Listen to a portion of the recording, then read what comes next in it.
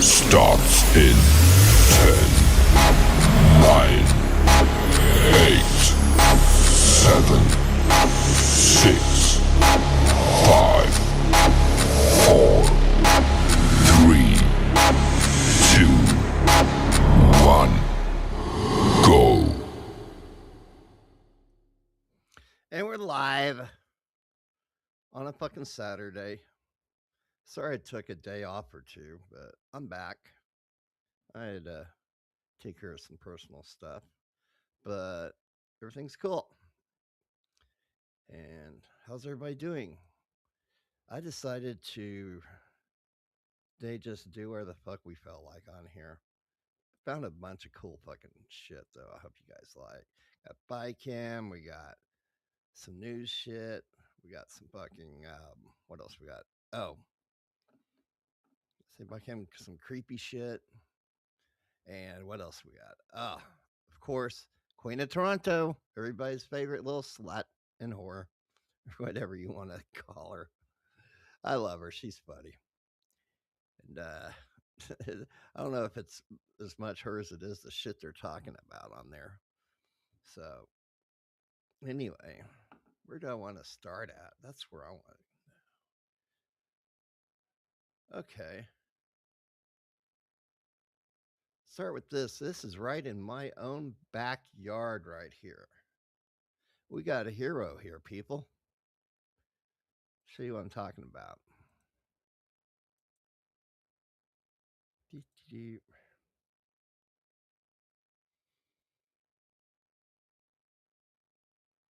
Let's go with this one. New York Post. Okay, here we go. Video shows a heroic Oklahoma high school principal tackling a Columbine-obsessed ex-student moments after allegedly being shot.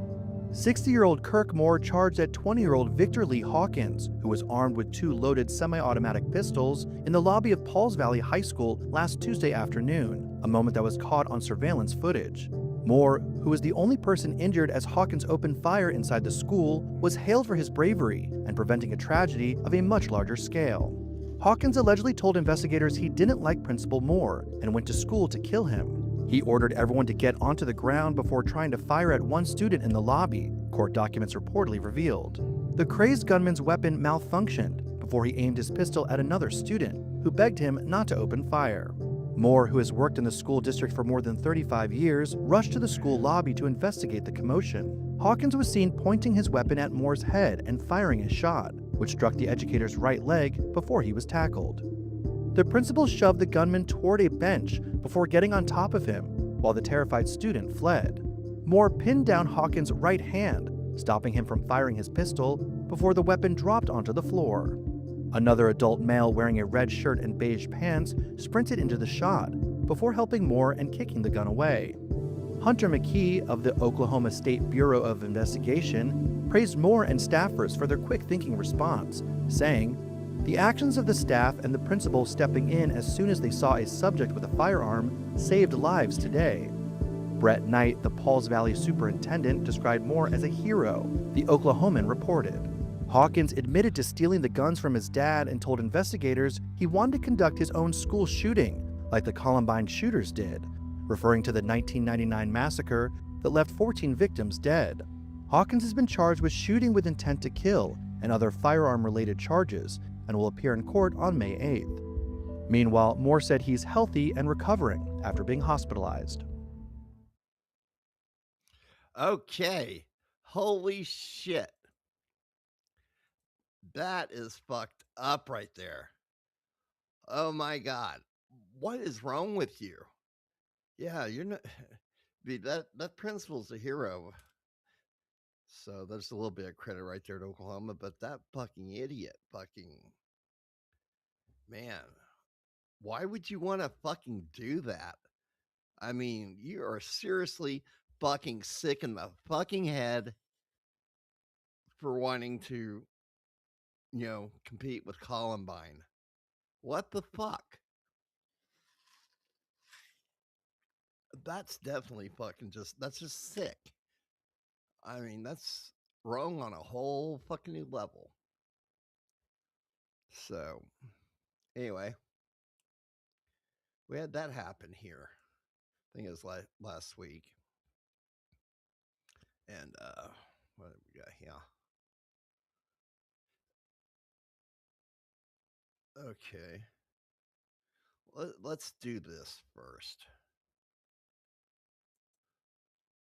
Okay. This is funny. You guys will like this. This is funny as hell.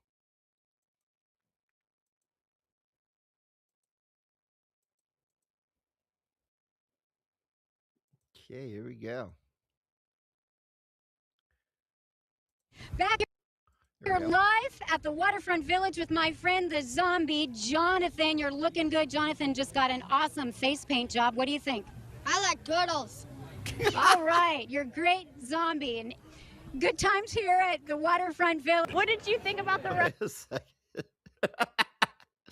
This is fucking funny as hell. I like turtles. I'm wondering if he was wanting to be a Ninja Turtle or something. It's just, I'm Jeffrey. I like potatoes. Friend, the zombie, Jonathan. You're looking good. Jonathan just got an awesome face paint job. What do you think? I like turtles. All right, you're great, zombie. And good times here at the Waterfront Village. What did you think about the ride? This kid is funny as hell because he's smart for his age. And I love this. This is probably one of my favorites right here. It was great. And apparently, I've never been online. Apparently. It's television before, but apparently sometimes I don't watch I don't watch the news because I'm a kid, and apparently Grandpa just gives me a remote after we watch the Powerball. It's the Powerball. Tell me about the ride. What did you think about the ride? Well, it was great. Why? Because apparently you're spinning around, and apparently every time you get dizzy, Yeah. that's all you do is get dizzy. Is it fun? Yeah. And I've never ever been on live television. I never ever be on live television. Are you excited? Yeah, and apparently I already went down the super slide. When I went down the one, I was scared half to death. I just freak out. Okay. Her scream. Okay. I love this kid. Okay, I'm going to try to do something here. Well, let's count how many times he says the word apparently. Let's count them, shall we? Oh my God. What did you think about the ride? It was great. And apparently, One? I've never been on live television before, but apparently sometimes I Two. don't watch I don't watch the news because I'm a kid, and apparently every time Three. apparently Grandpa Four. just gives me a remote after we watch the Powerball. It's the Powerball. Tell me about the ride. What did you think about the ride? Well, it was great Why? because apparently Five. you're spinning around, and apparently every time you Six. get dizzy, Yeah. that's all you do is get dizzy. Is it fun? Yeah. And I've never ever been on live television. I never ever be on live television. Are you excited? Yeah, and apparently I already Seven. went down the super slide. When I went down the one, I was scared half to death. I just freak out. Her screaming. I meet Seven. my McDonald's. I come outside. I see this girl going nuts, trying to get out of her house. So I go on the porch. I go on the porch, and she says, "Help me get out. I've been in here a long time." And like I say, my neighbor, you got some big testicles to pull this off, bro. Because we see this dude every day. I mean, every day. How long have you lived here?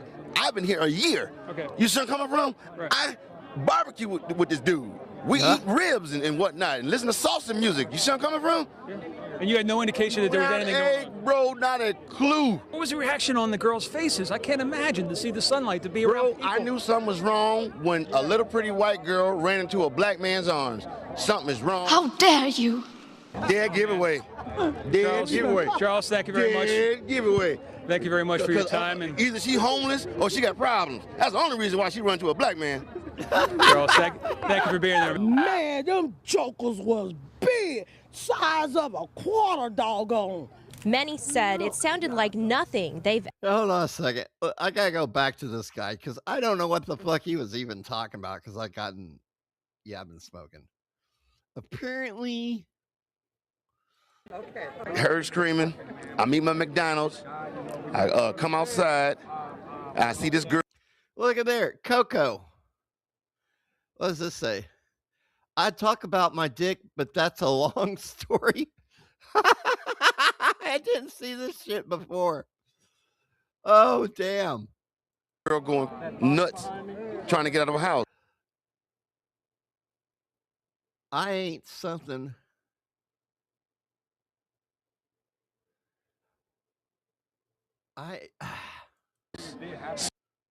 So I go on the porch. I go on the porch, and she says, "Help me get out. I've been in here a long time." All right, I was trying to. What does that say? I'm outside. I see this girl going nuts, trying to get out of her house. Read it. So I go on the porch. I go on the porch, and she says, "Help me get out. I've been in here a long time." And like I say, my neighbor, you got some big testicles to pull this off, bro. Because we see this dude every day. I mean, every day. How long have you lived here? I've been here a year. Okay. You see where I'm coming from? Right. I barbecue with this dude. We eat ribs and whatnot and listen to salsa music. You see where I'm coming from? Yeah. And you had no indication that there was Not anything a, going on? bro, not a clue. What was the reaction on the girls' faces? I can't imagine to see the sunlight, to be around Bro, people. I knew something was wrong when a little pretty white girl ran into a black man's arms. Something is wrong here. Dead giveaway. Dead giveaway. Charles, thank you very much. Dead giveaway. Thank you very much for your time. And Either she homeless or she got problems. That's the only reason why she run to a black man. How dare you? Man, them jokers was big, size of a quarter doggone. Many said it sounded like nothing they've ever heard before.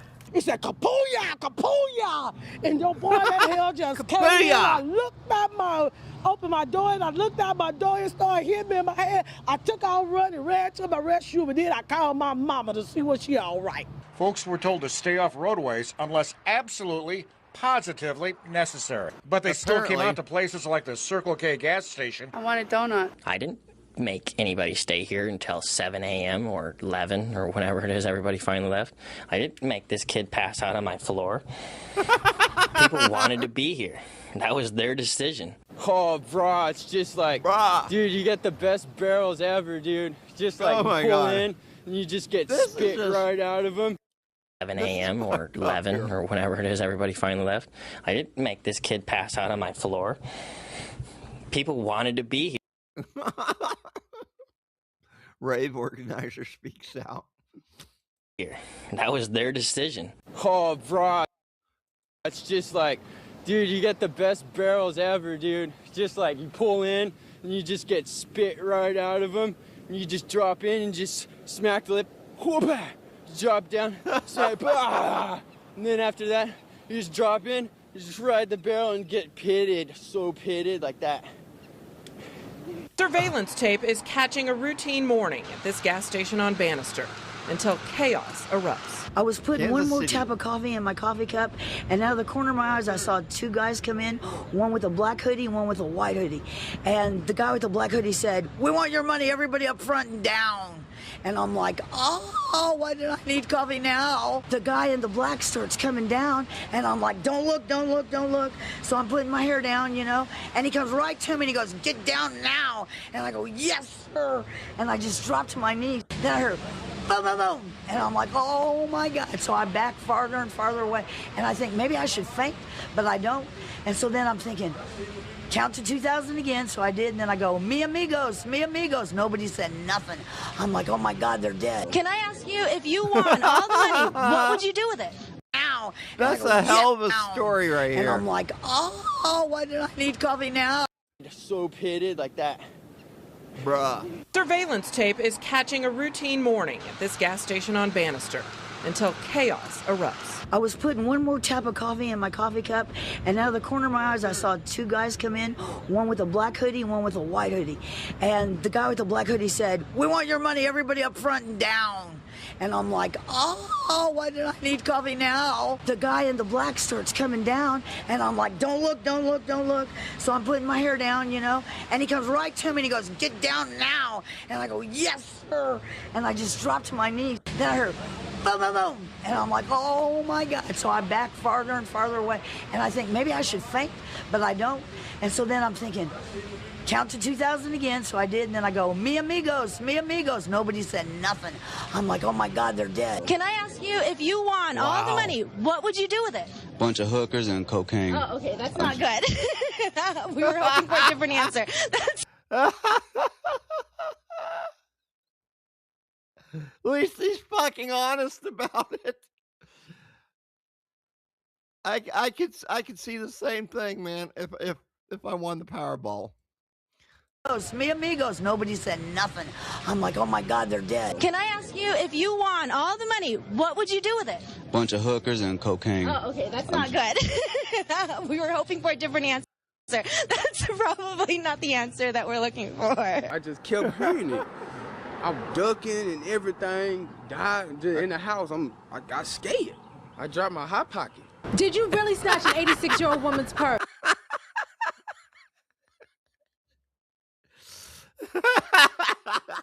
I'm sorry.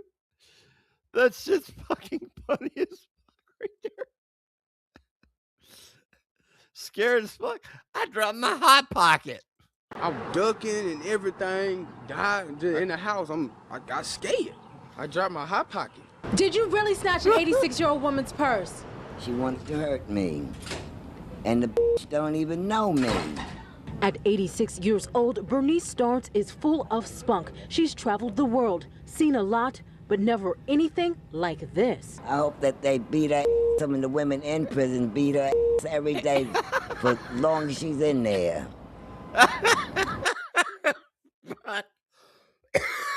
Oh, God. Oh, my God. Dude, I'm loving this shit, man. This is fucking hilarious. Oh, my God. Hold on. Let's go back a little bit further. And the bitch don't even know me. At 86 years old, Bernice Starnes is full of spunk. She's traveled the world, seen a lot, but never anything like this. I hope that they beat her. Some of the women in prison beat her every day for as long as she's in there. Some people might say that's hard. Today, Flossie's family is going to be coming out here to throw you a big birthday party. Are you excited for your party? Not one bit. Dave Rowe knows all too well how it feels to have his home broken into. Yeah, and see, that's what the problem was. Because I heard him first. I said, hold on. I said, hold up. Wait a minute. Something ain't right. Because then I start to taste them. I say, and then I start to smell them. So it's like a smell that tastes like. So I knew something was wrong. I knew something special about it. You know? So what did you do when you heard the intruder? I ran upstairs. I had to run. And I had to do what that little girl, what's that little girl in the Holocaust? She had Anne Hathaway, Frankie Beverly. Anne Frank, that's a hiding bitch, ain't it? I had to get up the stairs. So he had so much rhythm. When he was walking upstairs, he said, doom, doom, doom.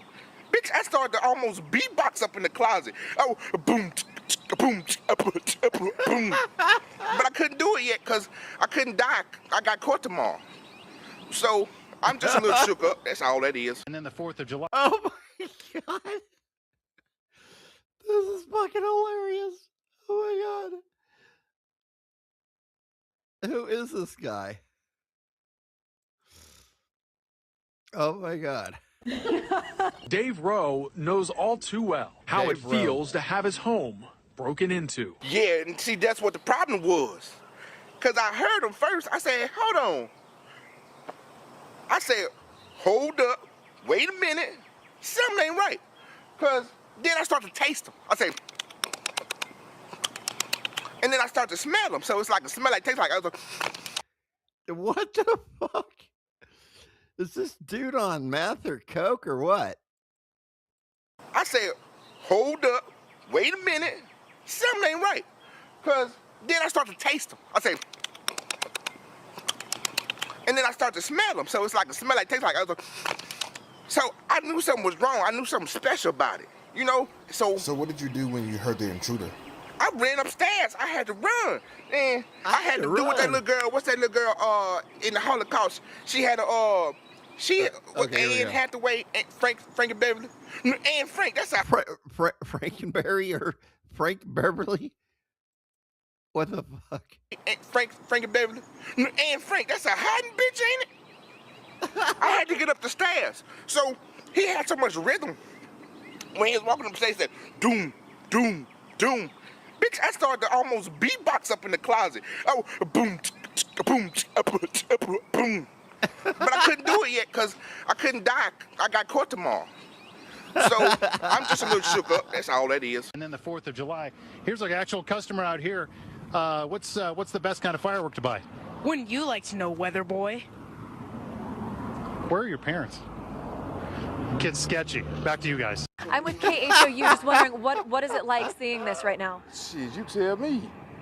Gotta pay attention. Get off your cell phones. Pay attention. All right, Dennis, thank you very much for joining us. It's a pretty tough way to walk a dog, isn't it? Oh yeah, for sure. Very inconvenient for anybody. How dare you? Yeah, it does. I don't want to pee all over the house. I gotta clean it up. You have something to say. I can see you're chomping at the bit there, young man. What's on your mind? I was wondering how. I didn't really see you on TV that much. So You didn't see me on TV that much? Nope. They probably had that Rod Hill guy on more than me. Did you notice that? Yeah. The Lester Holt. Lester Holt? Was Lester Holt a part of this morning's coverage? I usually see him more on the news than you. Question is, how do democracies respond to those scandals? Oh shit! And what will it mean for the wider region? I think one of your children has just walked in. I mean, shifting sands in the region. Do you think relations with the North may change? I would be surprised if they do. Pardon me. My apologies. What's this going to mean for the region? She's trying to get by the arm. Sorry. South Korea's policy choices on North Korea have been severely limited. All right, so I'm so sorry. Oh my god. This shit's fucking funny. I love it.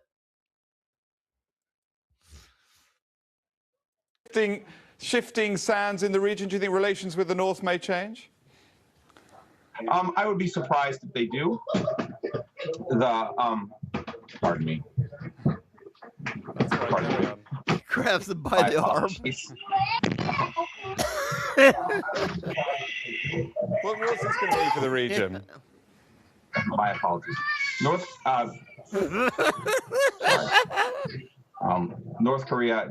South Korea's policy choices on North Korea have been severely limited. All right, so I don't advise this to walk across the middle of the street, but there's nobody coming. Hey, what's going on? I'm loving it. You love this stuff? Huh? I'm loving it. Where you from? Pennsylvania originally. So finally got a little snow. Yeah. This is awesome. I never got to see it when I was locked up earlier this year. What's your name? Paul Willis. So you're out in the fresh air? Yes, I am. I love it. How much more do you want? A lot of snow? Oh, no more. No more snow. All right. Have you shoveled yet? No. Are you going to shovel? No. Why not? Because I don't live in this county. I live in PG. So we get everything right. Say and spell your first and last name, please. You let me know when you're ready now. Yeah, we're ready. Yeah, say and spell your first and last name, please. What you want me to start off? Say and spell your first and last name, please. What? Say and spell your first and last name. Okay. They call me Can Man. Okay. All right. What's your real name? Ozell Gary. Okay. Will you spell your first real name? Huh? Spell your first last name. You can't read? My name Ozell Gary. Okay. Well, I need to know how to spell it. Well, I just letting you know. I'm down here from Detroit, Michigan. Okay. I born and raised here. Okay. I lived here 33 years. I thought things might would change, but I see he ain't changing no more. Can I get you to spell your name for me, please? O-Z-E-double-A, I just told you.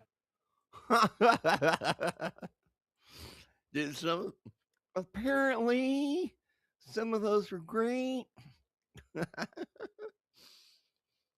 All right. So, hope everybody's having a good day today. I know I am. And apparently, I haven't smoked enough yet today. So, I usually don't watch my show, but apparently that kid was fucking funny. He was cute as hell, I thought. Which reminds me, you ever see those two redheaded twins? They were in their diapers and shit, and they're trying to talk to each other. And it seems like I'll have to find the video. It's like it's a bunch of gibberish, and it's like they understand each other though. It's cute as hell. So let's see. Oh, all right. Let's get back to something serious here. This has been hitting the news pretty hard in the last 24 hours. And this is something, man, I don't like it. I sure as hell hope they fucking figure out what the fuck's going on. This isn't good. This spells out fucking international fucking bullshit. But here we go. The investigation into 10 scientists who've gone missing or died, some under mysterious circumstances, has prompted the White House to order the FBI to investigate. Fox 11's Phil Schuman back again with the local connections some of these scientists have to SoCal. Yeah, this is a very unusual story. A number of government agencies are looking into this. One phrase used was its, quote, raised eyebrows. Now the White House says they'll leave no stone unturned in this investigation. As you mentioned, Christine, 10 scientists involved with government agencies or military research died or have been reported missing since 2023. 3 worked at NASA's Jet Propulsion Laboratory in La Cañada, Flint Ridge near Pasadena. Michael Dowd Hicks was a researcher. He died in July 2023. Frank Maywald, a principal researcher, died in July 2024. Monica Jacinto Reza was an aerospace engineer at JPL. She vanished last June while hiking with a companion in the Angeles National Forest. Carl Grillmar was a Caltech astrophysicist, shot and killed outside his home. The questions now, were these coincidences or is it something more sinister? These are some of the most advanced scientists, researchers in our nation, some of the most important people for our nation's national security efforts, and they all just mysteriously disappeared. Tough questions in Washington, D.C. after at least 10 American scientists and former military officials were found dead or have suddenly vanished in the past few weeks. In some cases, the deaths remain unexplained. Others appear to be random disappearances. Some lawmakers say it has all the hallmarks of a foreign operation against the U.S. This is too coincidental, and so we have to be investigating this. We need to have our nation's top investigators, the FBI, and every agency looking into this matter. A bipartisan letter now being drafted urging the FBI to look into the deaths and disappearances. Yeah. On Thursday, President Trump said he's been briefed and investigators are now trying to determine if any of the cases are linked. Pretty serious stuff, but we're going to be hopefully, I don't know, coincidence, whatever you want to call it, but some of them were very important people, and we're going to look at it. So far, there have been no verifiable threats against the American scientific community. I think it's still quite safe to do science in the United States, and in particular programs that might be beneficial to national security. And in fact, science is more exciting than ever now that we had a successful Artemis 2 mission. As for President Trump, he says he's expecting to have more information in the next week and a half. So far, no confirmed links really between any of these cases aside from what can be described in general as the sensitive nature of their work. Still, the number of people and the mysterious circumstances have obviously raised some concerns, which has now led to the FBI getting involved. But the FBI is saying, you know, these are really local cases. We'll give assistance if needed. But, you know, there's just a lot of questions, very unusual. When you put it all together like that, it looks like there might be something there, definitely to look at. Right. Wow. Yeah, that's just fucking fucked up right there. Damn. That's just fucking... What are the chances? I mean, fucking... One goes hiking and is now missing. And one just fucking disappeared off the face of the earth. And, you know, one shot it right outside his home. You just don't get shot outside your home. You get murdered out there. Nobody's just going to drive by and just sling bullets. No, there's a reason why you get shot. So that's pretty fucked up right there. So let's see what else we got here.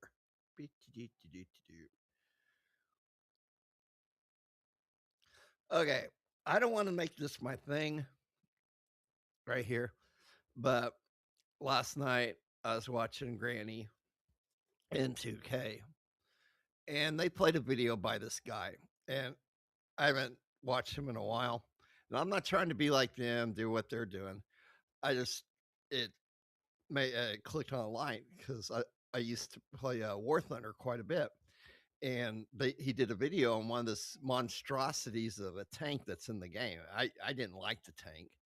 It's not the safest thing to be in, but the fat electrician did a video about the M50 Ontos, and it's just fucking insane. It's funny as hell. It's short. So I wanted to jump on that and play that. So let me put this up there. Here we go. This is just fucking hilarious. I really thought that the Mark 19 was the most Marine Corps thing to ever be invented, but I was wrong because it's absolutely this. Today we're talking about the M50 Ontos, aka the Thing.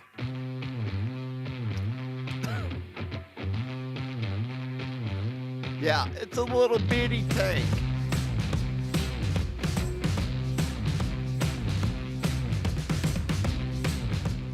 Okay, real quick, this video is brought to you by Zydax Custom Gaming PCs. They're built right here in America with American tech support. They have a lifetime warranty, and they will do all kinds of crazy custom stuff if that's what you want. Here's a video of mine. Great, moving on. Okay, here's the deal. Once upon a time in the 1950s, the United States Army would set out to answer a question that had plagued mankind for decades. What if we took a tank and covered it in fucking bazookas? And to aid them in this enormous feat of engineering fuckery, they would turn to the one demographic of people on the planet that could do this insanely childish and dangerous idea justice. The farmers, by way of Alice Chalmer, a tractor manufacturing company. Okay, if you're not picking up what I'm putting down, I'm trying to tell you that the grunts and the farmers are going to come together and work on a grunts and crafts project, all right? It's absolutely going to get done. It's not going to be fucking safe, but it's going to get done, and it's going to work. So they took the M56 light tank, ripped the turret off, threw that shit away, and then proceeded to weld... The game had that one, too. And I hated it. For a tank, you're very fucking exposed. It's open top. On top, 6 M40 106mm recoilless rifles. 6.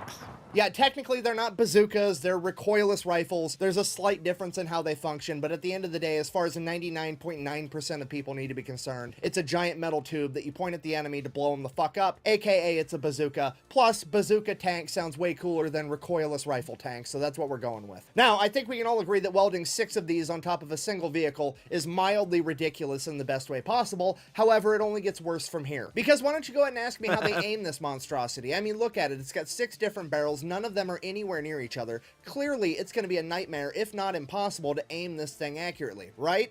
Wrong. The farmers and the grunts got together and said, we'll just use a spotting rifle. They then proceeded to mount a 50 caliber rifle on top of every single bazooka barrel, and then they would just fire 50 caliber tracer rounds until they started hitting their desired target. Then they would fire the bazooka. They're literally aiming a giant gun with a slightly smaller giant gun. I don't even know how to begin to write a punchline for that, so I'm just gonna go ahead and...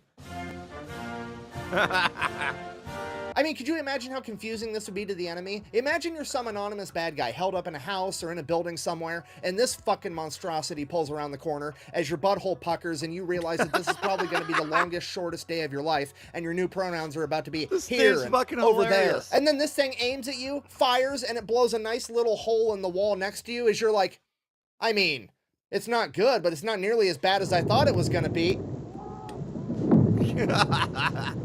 So the farmers finished up the prototypes and took it out to Aberdeen Proving Ground with the Army and the Marine Corps, at which point they promptly said, fire all 6 at once, we want to see what'll happen. And the sheer amount of backblast from that knocked bricks out of the wall of the bomb shelter they were in and shattered all the windows of the vehicles they used to get out there. And it is at that point that the Army said they were no longer interested in having this vehicle due to the sheer amount of backblast, and they really did not like the fact that somebody had to get outside of the vehicle to individually reload each recoilless rifle after they had been fired. The Marine Corps, on the other hand, said, I'll take 300. The Marine Corps ordered 300 of these fucking things, which is terrifying to think about. I mean, to be honest, and it pains me to say this, but as far as logic goes, I actually have to side with the Marines on this one. The Army's over here bitching like, oh, you could get shot at while you're trying to reload. And the Marine Corps is like, we've been getting fucking shot at since 1775 without a bazooka tank. Imagine how much fun it's gonna be with a bazooka tank. And I mean, to be fair, what the fuck is gonna be left to shoot at you after you shoot the first 6 gigantic bazookas that general direction? And even if somebody was still alive and they did have big enough balls to pop their head up to try to shoot at you while you're reloading, you still get to shoot at them with your spotting 50 caliber fucking rifles and the 1930 caliber machine gun on it. Like, it's a win-win. And I know what you're all thinking, but how did it perform in real life and not just on the chalkboard? Thank you so much for asking.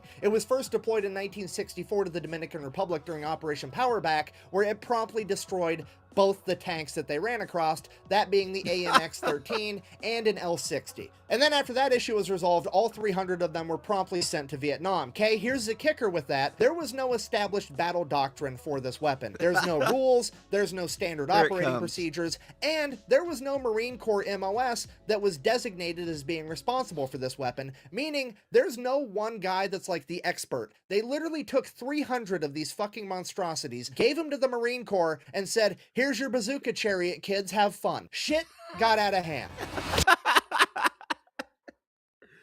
Dude, that is like the best part of this right here. Here's your bazooka.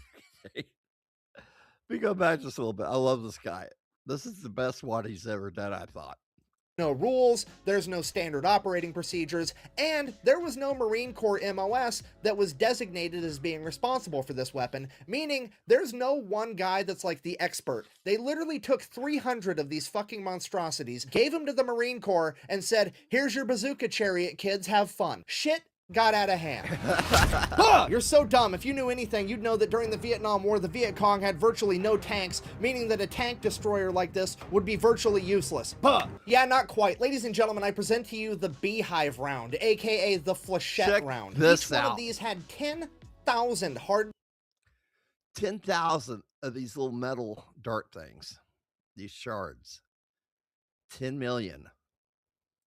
Steel darts inside of them, and when fired, they went fucking everywhere. And this weapons platform can fire 6 of them at a time, meaning that this thing can turn and proceed to shoot 60,000 fucking nails in your general direction, okay? When the trees started talking, they weren't talking for very long. The Ontos was so dominant on the battlefield that the enemy began actively avoiding it, meaning that the Marine Corps loved it because when this thing was anywhere near them, they were very seldom, if ever, ambushed. And not only was the Ontos effective in jungle warfare, but urban warfare as well. During the Tet Offensive at the Battle of Hue, which is one of the only examples of heavy urban combat to happen during the Vietnam War, the Ontos would prove absolutely dominant. Not only was it highly effective against fortified enemy positions, but it was extremely effective at convincing enemies to evacuate buildings. You see, at this point in time, the enemy was already intimately acquainted with the Ontos and knew how it operated, so all the Marines had to do to get an entire building to clear out was shoot the 50 caliber spotting rifle through the window a couple times, and all of the enemies would, and I quote, scurry out of the building like rats when you turn the lights on, because they knew what was going to come next after that 50 caliber round. Unfortunately, the original 350 Ontoses would be the only ones ever created, and after the Vietnam War, the remaining ones would all be turned over to the US Army, where they would be decommissioned, stripped down, and sold off to construction companies as tracked vehicles. Luckily, however, some of them did make their way into museums where their legacy is still preserved today. In conclusion, in the 1950s, a bunch of farmers and the United States Marine Corps came together to work on a grunts and crafts, their way into museums. Yeah, can you imagine that damn thing? How much room's inside there? That's not a very big tank at all. It's and you're exposed in the back of it. But hey, like I said, you know, that thing's so damn destructive. It's unreal, man. 6 bazookas. And recoilless my ass. Dude, those things kick like a fucking mule. But those rounds were fucking awesome. I like that part of it. Where their legacy is still preserved today. In conclusion, in the 1950s, a bunch of farmers and the United States Marine Corps came together to work on a grunts and crafts project, and what they created was so childish, so ridiculous, and so devastatingly effective that it could only be characterized as the thing. Thank you for watching. Best way to support the channel is go buy some merch at thefatelectrician.com. Quack bang out. I wonder if I can fit a bazooka tank in here. Go check that guy out, man. He's fucking hilarious, dude. I love him. That is the Fat Electrician. So, anyway, like I was saying, that's not going to be our thing because apparently somebody else is doing it. But it just reminded me of this one video that I saw of his. I've seen quite a few of them. It's a lot of very interesting stuff on there. Okay. More of the... Nah. That was from earlier. That principle, we already watched that. So, man, I didn't think I had that many pulled up. Jesus Christ.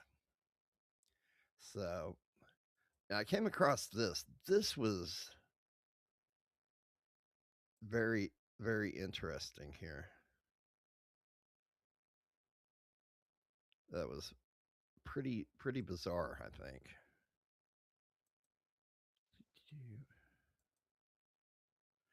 I need to look more into this right here, too. All right, let's play this. Here in Minneapolis' South Metro is a small city named Cottage Grove. It's a pretty quiet city with safe neighborhoods, affordable housing, and top-rated schools. The city seems like a pretty nice place. But hidden in Cottage Grove lies something dark. An island made up of mostly CEOs and politicians with a haunting past and reports of unexplainable incidents. Anyone who's heard about the island knows to stay away. But today I'm going to be going to the island to find out if the rumors are true. I'm going to find out if the children's camp really is run by a cult, if there are rituals that happen in the woods, if this is a secret KKK meeting spot, and if you will actually be stalked if you go to this island. Then I'm going to talk about the company that's secretly destroying dead bodies, the city that's lying to its people and the government to profit off harm, and the hidden truth behind what's actually happening on this island. My name is No Mark, and this is The Secrets of Gray Cloud Island. Gray Cloud Island. I'm trying to see when did he do this video? Oh, April 15th. 3 days ago. If you live near Cottage Grove, you've probably heard the rumors before. A haunted island in the Mississippi River, where strange paranormal things happen in the woods. Many people have written about this place, calling it the most haunted place in Minnesota. This is because of the large amount of people who have claimed to see something unexplainable there. Of all these paranormal claims, there's one that appears over and over again. The story of a white truck showing up, stalking whoever's on the island, and then disappearing. Like in this story, where a dude described that a white truck came out of nowhere, followed him and his friends, and then disappeared into the woods. There are so many stories similar to this one online that talk about a white truck following people and then disappearing. Strange. Another rumor that comes up a lot online is that there's a camp on the island that is a secret KKK meeting spot, and that they perform secret rituals in the woods late at night. There are literally hundreds of people online who have posted about how this place is an evil cult and how the white truck is real. Although these are just rumors and things that people say online, I do believe there are some truth behind the stories. But now I'm going to talk about the real things that have happened on this island and its disturbing past. Long before Europeans came to America, the island was inhabited by Native American people. people. The island had a large native presence and was a very sacred site for them. This was until 1837 when settlers came and took their land through treaties. They took over the land and drove out the native population, destroying a lot of things that the tribes built to build farmland, eventually turning the place into a fur trading post for early settlers. Over the next few decades, the island just kept developing into a small community. While most of the island being farmland and houses, there was still a lot of things left from the Native Americans. That was until 1957 when a quarry opened on the island, practically blowing up the land and destroying everything that was once there. The once sacred land where these tribes would celebrate life and bury their dead ones was now turned into dust. This is believed to be what has started the rumors that all the paranormal activity is from the ghosts of the Native Americans haunting the people on the island. The first recorded strange incident I could find online was in 2015, when local police received a missing persons case for a man named Robert. The case went on for many days with no luck of finding him, until mysteriously his body was found by a worker floating in the waters of the quarry. The cops said they are investigating the cause of death, but there was never an update. The next strange thing to happen was in 2020, when out of nowhere, a plane randomly crashed into the quarry, immediately killing the 3 people on board. It required a search team to come out and search the waters for the bodies. The most recent reported incident was in 2023, when 8 dead dogs mysteriously appeared on the side of the road, very clearly dumped there on purpose by someone. Many people were very quick to call out the rumors of a cult being on that island, saying that these dogs could have been sacrificed during a ritual by this cult. Police were very quick to shut that idea down, but it still left many people very skeptical. With all these disturbing things to happen on the island and all these rumors, a lot of people were convinced that this camp was doing something weird, which is why I decided to go check this place out first. Damn, this is weird. On the east end of the island, there's a camp called Camp Galilee, which seems like a normal camp at first, but the more you look into it, the more weird stuff you'll find. The organization that runs this place is called UPCI, and if you look this place up online, you'll see hundreds of people claiming that this is a cult. People say that they use mind tricks to control what people do, that with the very strict rules they have, and that there are a few people who hold all the power, and that if you're a part of this church, you're discouraged from having friendships, and if you leave the church, you'll lose all your friends and family. It's clear to see why many people consider this a cult. The UPCI also has a long history of sexual assault cases, but that's just the organization that runs the camp on this island. The actual camp itself is facing different allegations. It's been a rumor for many years that this camp is a secret KKK meeting spot, and that they perform rituals late at night in the woods. So I decided to go there really late at night when the camp was closed to see if anything was happening. The first weird thing about this place is the amount of traffic that comes in and out of it very late at night. There's pretty much only one road on this island, and you can see every car that comes in and out of it. While I was walking to the camp at 2 a.m. on a Tuesday, when the camp isn't even open, I had 23 cars pass me and go towards the camp. This definitely was already suspicious. What are all these people doing at this camp very late at night when it's not even open? As I got closer, I eventually got to the woods surrounding the camp. At night, these woods are very creepy. The woods are filled with these trees that have big animal skulls in them, and we heard tons of noises that should not be coming from a camp late at night. Eventually, I did start seeing something. A big fire in the woods with around 20 to 30 people at it. And while having a big fire in the woods late at night isn't illegal, with all the rumors surrounding this place and how deep into the woods this was happening, it was very weird. I couldn't get a good look at what they were doing besides just standing around the fire, but they were definitely trying to stay quiet and hidden. I don't know for sure if these people had a connection to the camp or were doing anything illegal, but with the amount of people who have claimed to see something weird happen here, and the fact that all these weird things are happening near a children's camp, I think it should definitely be investigated. Because so many people consider the organization that runs the place to be a cult, including ex-members. Whether or not it actually is up for debate, but with all the things that have happened within our government, and all the weird events and rumors that surround this place, it should at least be looked at. But this camp isn't the only strange thing on the island.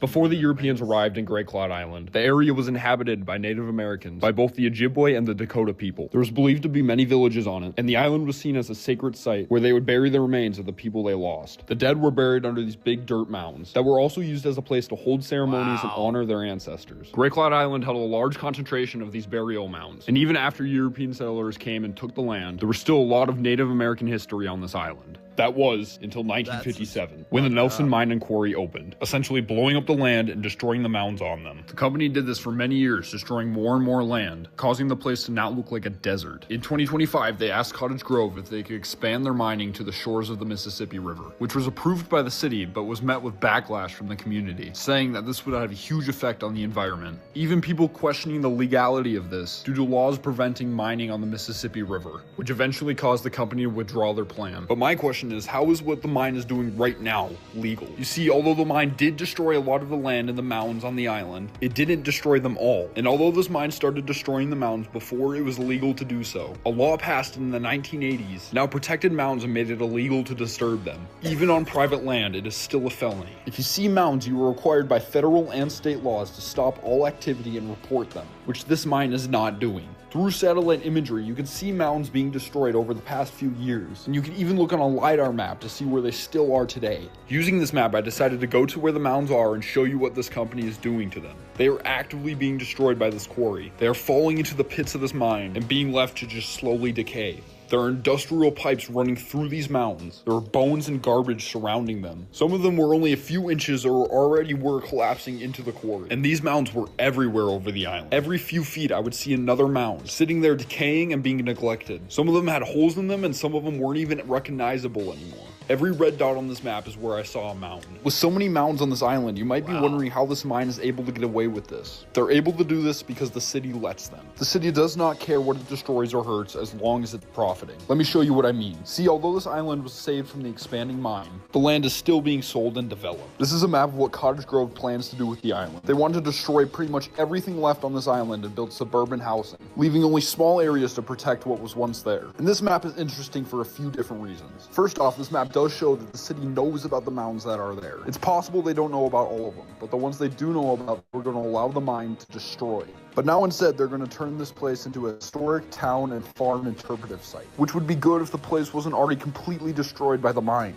Cottage Grove is a city that thinks the rules do not apply to them. They will allow things that harm the environment and the people, even if it's not even legal, and then fight back against the people trying to do the right thing, just so they can make a profit. This is the same city that had a factory dump toxic waste into the Mississippi River for 2 decades, to the point where it's not safe to eat the fish in the river anymore, because there are so many chemicals in them that also severely polluted the groundwater. It's clear that the city of Cottage Grove does not care about who they harm. As long as they profit, they'll allow companies to pollute the rivers or to illegally destroy protected sites because they think the rules do not apply to them.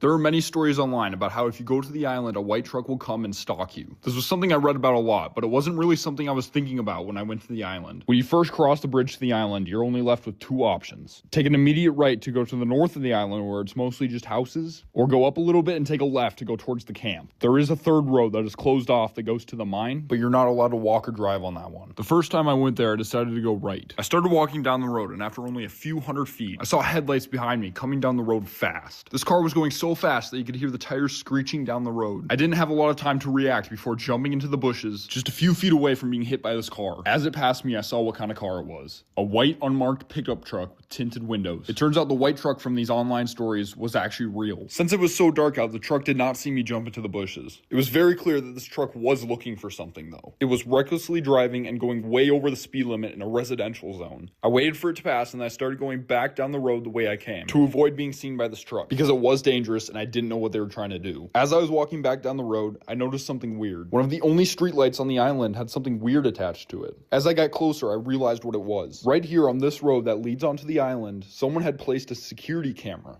And just moments after I passed this camera, I started to see the headlights again coming towards me. That's when I realized that this truck was using the security camera to find when people were on the island. The truck came speeding down the road in the pitch dark, trying to find me. I quickly went into the woods again to hide, and watched as the truck started doing circles around the camera. Eventually I gave up and went down the long road towards the camp. This was very scary and dangerous, because if I didn't see these headlights and immediately get off the road, this truck was going so fast in the dark that it would have hit me and killed me. The next time I went to the island, I made sure to avoid this camera, and made sure there was no other cameras on the island. But something weird happened. The truck still came. Just minutes after getting onto the island. I didn't know how this was possible, considering I avoided all the cameras on the island. But then I started thinking, what if the camera wasn't on the island? What if it was before the island? So I decided to look right before the bridge that leads to the island. And sure enough, there it was. Another camera. But this wasn't just any camera. This was a flock camera. These cameras use AI to store data and are capable of tracking people all across the country. And whoever was in this white truck has access to this camera. There is no possible way to get to this island without being on camera. If you're on this island, they know. And they will come to try to track you down. I don't know what happens when the white truck comes up to you. But by the way, they were potentially putting people's lives in danger by recklessly driving down a dark road at night. I did not want to find out. I don't know if this truck is owned by the camp or by the mine or by someone else, but whoever it is needs to be stopped. If I wasn't paying paying attention, they would have killed me. Imagine if I was just some kid coming onto the island and I didn't see the headlights. This truck is a danger, and it makes me believe these stories that I'm reading online about how creepy this white truck is and all the dangerous things it does.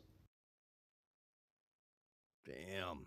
There was a cult in Minnesota with a children's camp on an island filled with politicians and CEOs where strange things happen in the woods very late at night. You can't go to the island without being followed. Cameras are on the streetlights watching you. Hundreds of people have said that they've witnessed strange things happen in the area. And there's a lot of cars coming in and out of the camp very late into the night. Not to mention, there are literal human remains buried under the entire island. All these things are super strange, and it's weird to be happening on an island with a bunch of kids on it. It sounds very eerily similar to something I've been hearing in the news a lot lately. This camp should be investigated. They should talk about what they're doing in the woods at night and be questioned about the relationship with this white truck. Because I watched this white truck go to the camp multiple times. The mine should also be investigated to see if there's anything left that we can protect before it's destroyed. They have illegally been destroying these sacred sites for years, and no one has done anything about it. In fact, the city would have let them destroy more if it wasn't for the people that fought back. Thank you guys for watching this far into the video. This is my first YouTube video and I'm still learning what I'm doing, but there will definitely be more in the future. Go check out my Instagram and TikTok, and I'll see you guys next time. Okay. Dude, that's just creepy. They got a lot of shit, weird shit going on out there. So, damn. I looked them up to see what all I could find on there.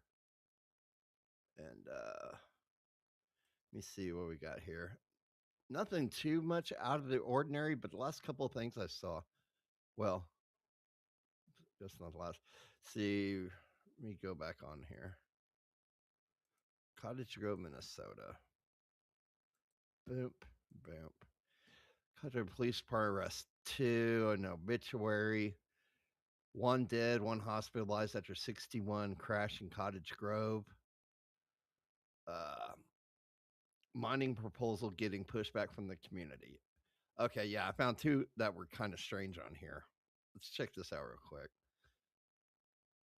I'll fix it next time. Cottage Grove considering mining proposal getting pushback from the community. A mining company wants to dig for materials beneath the Mississippi River, Cottage Grove, Minnesota. Proposal is getting plenty of pushback from neighbors and government agencies. Mining company's pitch is based on a land agreement from nearly 100 years ago. Chicago-based company called Amrise currently controls the mine producing aggregate construction materials for the Twin Cities metro area. I'm not aware of anywhere else in Minnesota where they're mining in the Mississippi River or any other public body of water, said Colleen O'Connor Toverman. God, that's a long fucking name. The planning director of Friends of the Mississippi River. Amrise claims they'll run out of resources by 2029 in the area they're currently mining, making the claim they need to dig into the river. That's going to cause a lot of fucking problems right there. So the company says it's land they own because the river doesn't always flow here, pointing out that this area was submerged in the 1930s when a dam was constructed downstream. The company says that they have the right to mine here, and that's not true. This is a public waterway. This is the Mississippi River, they said. There are hundreds of public comments raising concerns about potential damage to Native American burial grounds, local habitats, and the flow of the river itself, right? Several other government entities have said that the environmental impact statement is so flawed, missing so much information that it might not even be legal. Well, it needs to be fucking looked at. Those agencies are taking issue with what they describe as a narrow scope on the environmental impact statement, pushing the company to find an alternative before attempting this drastic step in the riverbed. The draft environmental impact statement was made public in November of 2024. And this is just something fucking, yeah. So this is from last November.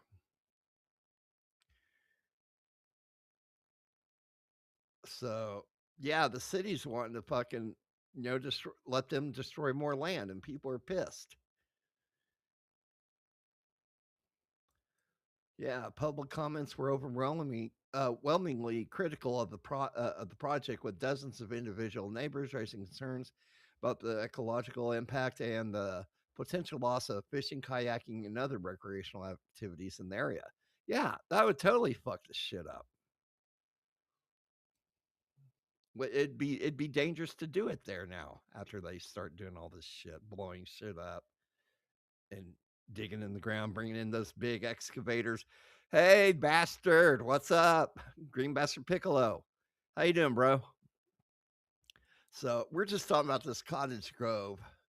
We just got through watching a video. You miss a lot of cool shit, man, if you're just not getting here.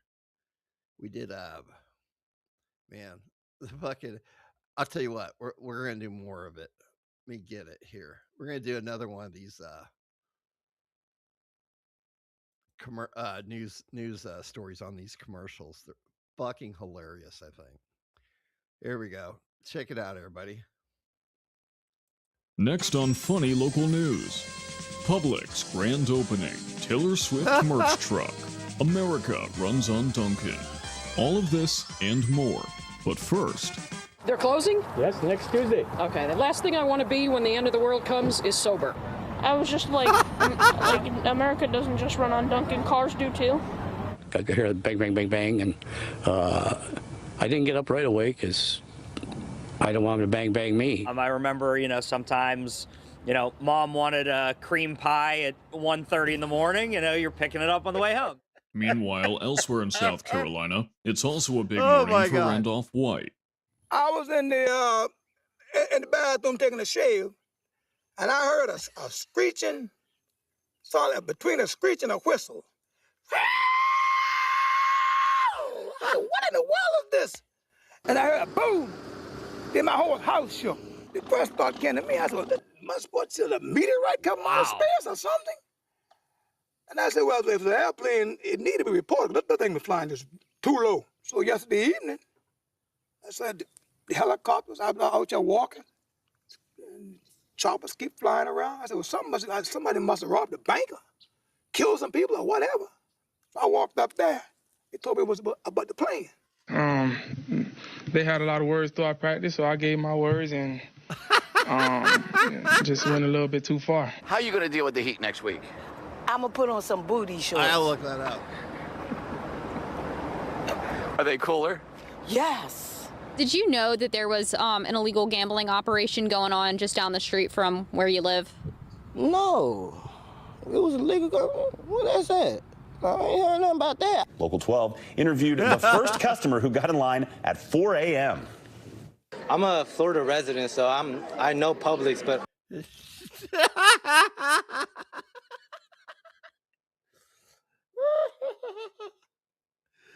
The cream pie one. Oh, shit. Jack me off. Dude, there was this one on the other one. I'm going to have to make some clips of this shit. Where the black guy's standing out there telling this fucking crazy fucking outrageous story. There's like a biker dude who's got his leather on. The leather vest on. I can't remember what it says, but it was pretty fucking like something about his fucking dick and shit. Those words, and it was right on the fucking news camera deal. I shit you not, man. It's fucking hilarious. Like, yeah, I still got it up, man. I can show you that shit real quick. Hold on.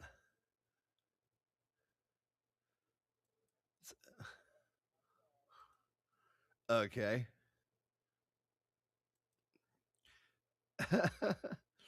Let me go back a little bit. I see this girl. I talk about my dick, but that's a long story. I couldn't get it. This dude's name is Coco. Girl going nuts trying to get out of a house. Yeah. I don't understand, but that's fucking Coco, dude. It's just fucking hilarious. So we got Jack Me Off here at a local, I think, Publix? Can't remember, but I think it's Publix, yeah. Let's go with this. I got my friend here, John Borg. He's never been to a Publix before, so I came and brought him out. Thanks to a flood in Chapel Hill, Drea Hester has got other issues to think about right now. And I'm here now with Drea Hester, and she lives here. So, Drea, I just want to hear from you first. What is going on, and, you know, how is this impacting you? Has water gotten into your apartment or anything yet? Well, not yet, because it's not that bad, but over here on this side it kind of is, and I guess in the far back it is. That's why the cars is up here and stuff. But it haven't really hit our parking lot yet, so it really ain't affecting me yet. But once it do hit that, they probably gonna tell us to evaporate, and then that's what gets on my nerves all the time. We got to keep evaporating. Yeah. And I know we're right by Bowling Creek, and you said that this happens a lot, that you all have flooding here? Yes. I mean, when I first moved here, I think the first night I moved here, it was like this, so we had to, like, evaporate. And it had, like, boats and stuff out here because the whole thing was, like, flooded. Well, I hope this gets resolved quickly. Thank you so much for talking to us. Terrible, man. I was in the car smoking a cigarette, and I thought I seen a shooting star. We were far back from the cars, but I thought it was shooting stars going in the air. But here the sign fell down, or they were cutting up. Your mama cut your hair funny. Jesus Christ, man. Look at this dude. That's me in the photo.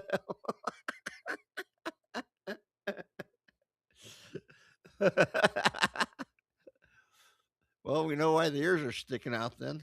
Oh, here we Or go. something. I thought it was a bunch of shooting stars. I was making a bunch of wishes. You did that for a Hot Pocket? Thanks, buddy. All that for a Hot Pocket. You broke into a bank for a Hot Pocket. Hot Pocket. For a Hot Pocket. Was it worth it? Hell yeah, it's worth it.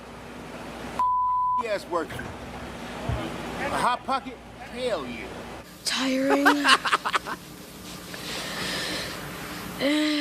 For my neighbors, Looks like Ralphie. friends, probably people I even don't know. I'm tired. I really wish I was in school right now. People who live in this neighborhood say there was a man here delivering meals when all of a sudden he saw flames coming out of that window. Then he heard someone was still inside and he ran through the front door. Actually, my husband looked out the window and he said the house across the street was on fire. I didn't believe him because he lies so much. Meanwhile, Associate Professor of Global Health Policy, Dr. Claire Wenham, is busy being a mother under pressure. Right down to a sort of local government level. And in that case, do we say, well, and we're improving our systems as a result? Yes, so so we're hoping so, and it's a learning process. So now we're moving to this new approach of these, local lockdowns. It's part of the learning process to really understand how this is happening. Now, quite honestly, this should have happened a long time ago, in my opinion. But here we are in this situation, and so how can we improve it for the inevitable lockdowns which might come further down the road? We've seen the statistics saying the other hotspots of concern might be in Barnsley and Bradford, and so how can we make sure that they're getting the right data now so we don't have this problem again? What's your daughter called? She's called Scarlett. Scarlett, I think it looks better on the lower like shelf. That's like in that other one. Where they showed the maid dragging the and it's kid a lovely off unicorn. the floor. It's a lovely unicorn. Okay, so obviously, and do stop me if you need to crack on. Do tell us. I'm good, what's his name? My name is Christian. His name's Christian. Christian? Yes. That's deciding where it can go, where Mummy wants it to go. Oh, right. Where does Mummy want it to go? I think just on that shelf is great. Thank you. I'm so sorry. This is the most informative interview I've done all day. Lost a lot. Wow. Including my golf clubs. I had like $3,000 into that. I'd like to shout out TaylorMade and Titleist and Callaway. I really need new sets, or a new set. I lost it. Oh my God. And you lost your house, it looks like. Love golf. It's literally like right there by Rainier Canyon. I'm telling you, I was watching the news, I looked out the window, I seen the fire, some of it went in my eye. I can almost, feel like I was going blind. So I just grabbed my bullhorn, halfway got my shoes on my feet, took off running and said, Lord, carry me far as you can. Minister David Cameron was talking about, oh, I'm really sorry, that's my son arriving. Really? Sorry, I'm really embarrassed, sorry. So sorry. Hold on one second. Oh, can I Sorry. have 2 biscuits? Yes, you can have 2 biscuits. I'm really sorry about that. Yeah, okay, well, we'll leave Deborah Haynes in full flow there with some family duties, but that's what happens. And if you still want to be a member of the butchery, once you've heard me preach on a Sunday morning, I give you a unique code. You can let yourself in 24/7, and there's cameras under surveillance, and in 2 years, we've had zero shrinkage. Zero shrinkage, that's handy. Jacob, I want to know how many members you've got there. Meanwhile, outside...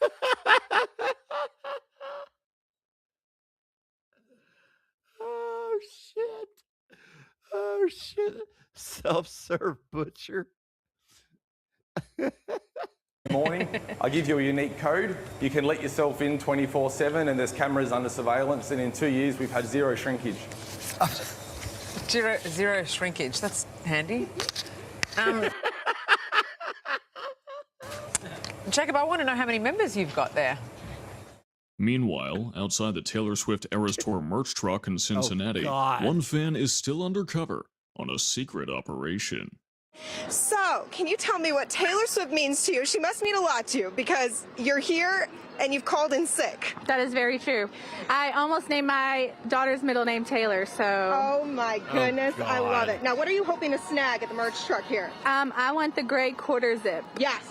We love the gray quarter zip. Yes. Love it. Now, are you guys going to the shows this weekend? I am on Saturday. Okay. What are you looking forward to the most for that show? Is there any special song, any surprise song you want her to sing? No, I'm taking an 11-year-old little girl. It's her first time. I went to the show in Nashville, so it's more for her. Okay. Oh, I absolutely love that. That's wonderful. Yeah. That's wonderful. Any other things that you're looking forward to this weekend? Are you guys trading friendship bracelets? What's happening? Yes, she made a bunch of friendship bracelets. I've gotten friendship bracelets here from all these sweet people, so I'm very excited. Sweet. I love it. And we're going to cross our fingers that work doesn't find out, right? No, they're not. We're good.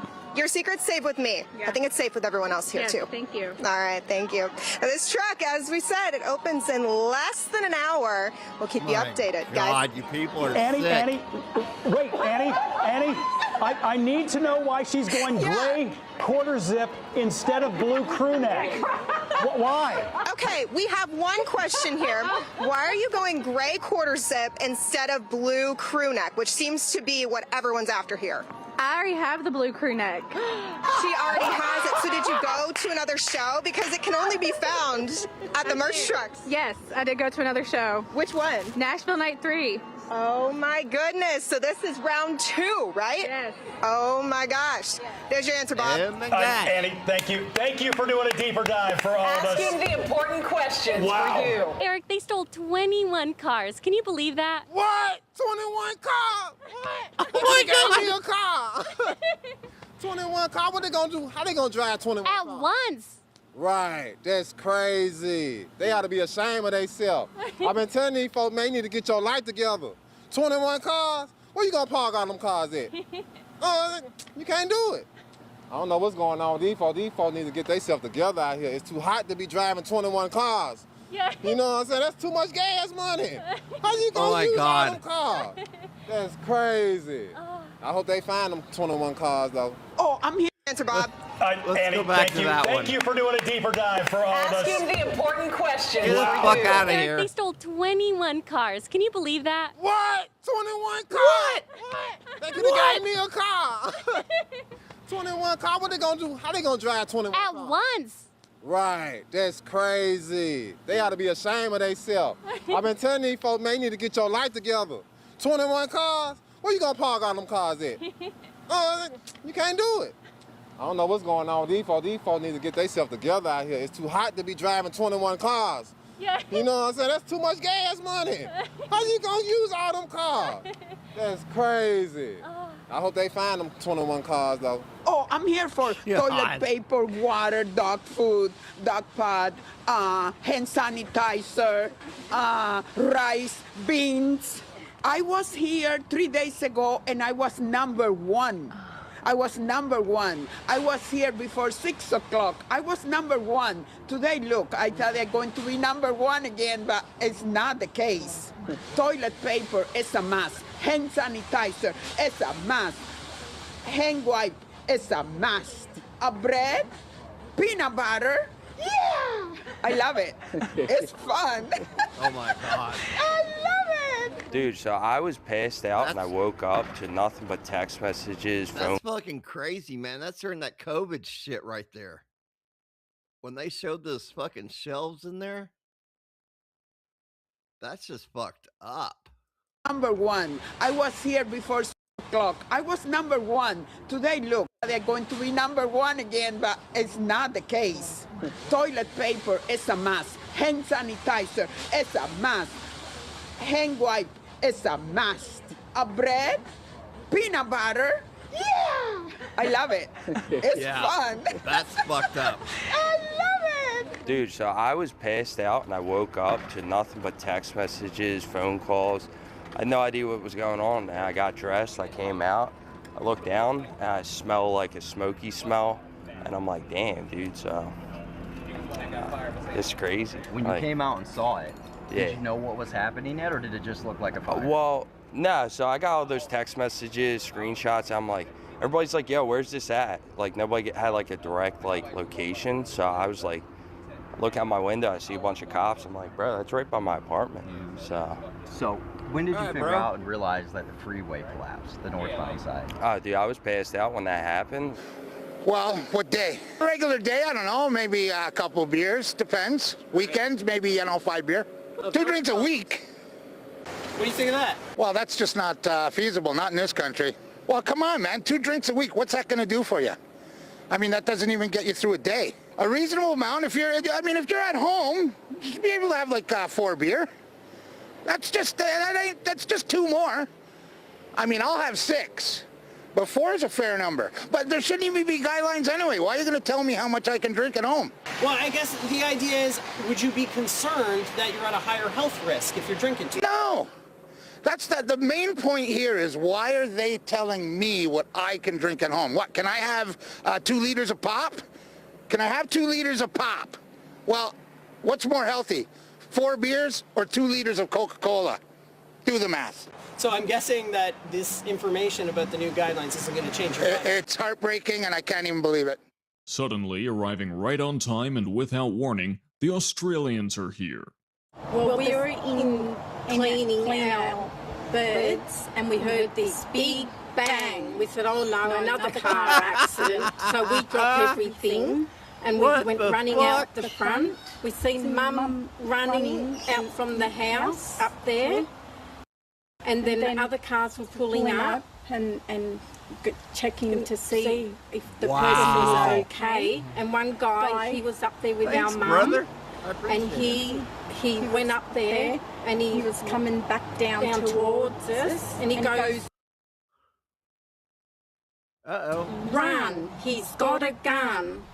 And oh, our heart started to pound. And I said, oh, Mum, where's Mum?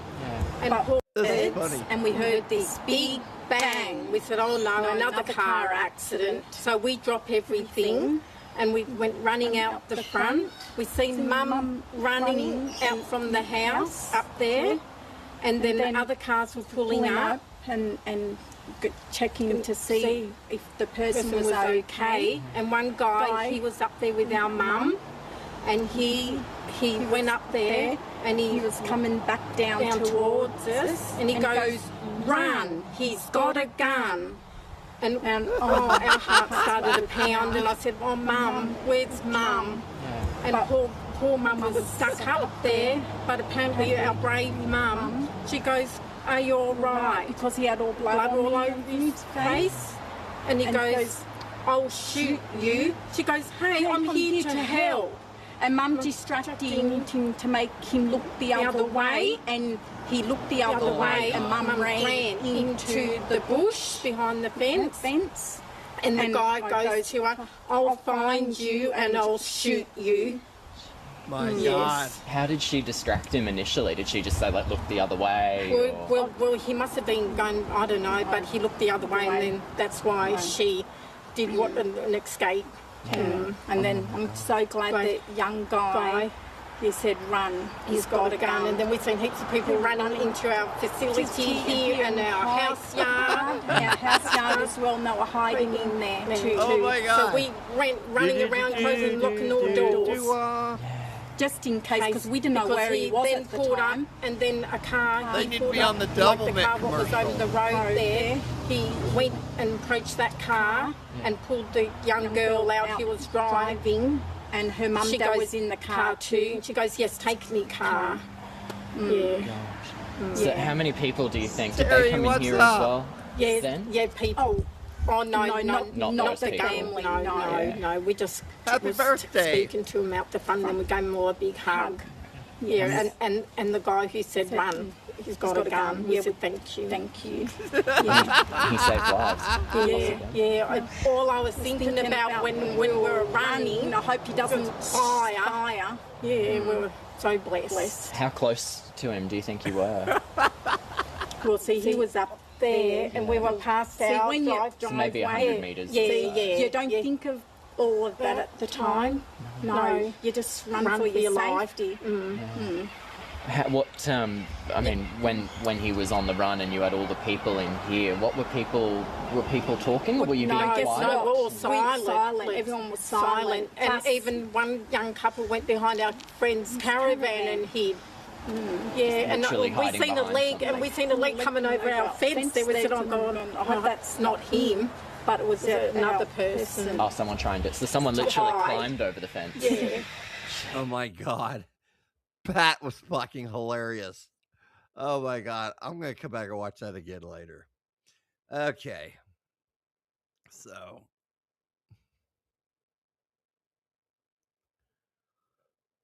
No, I did not. When and where did that happen at?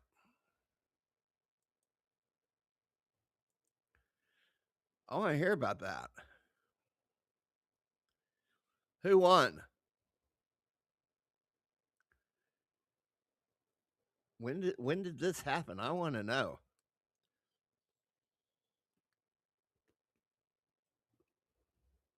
Think was it last night? So I saw some of that show. That's why I played that one video. I'm curious. Late night on Granny's channel. Okay. Let me see here.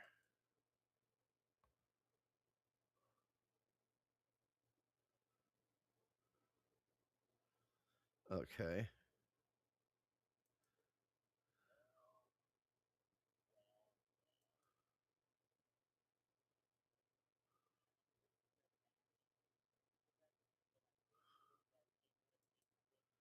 Trying to find it. Okay, I see Jack on there now. I'm not sure. Would they get mad if we go through this? Hope not. I want to know what happened. Let's check this out. I want to see what happened here.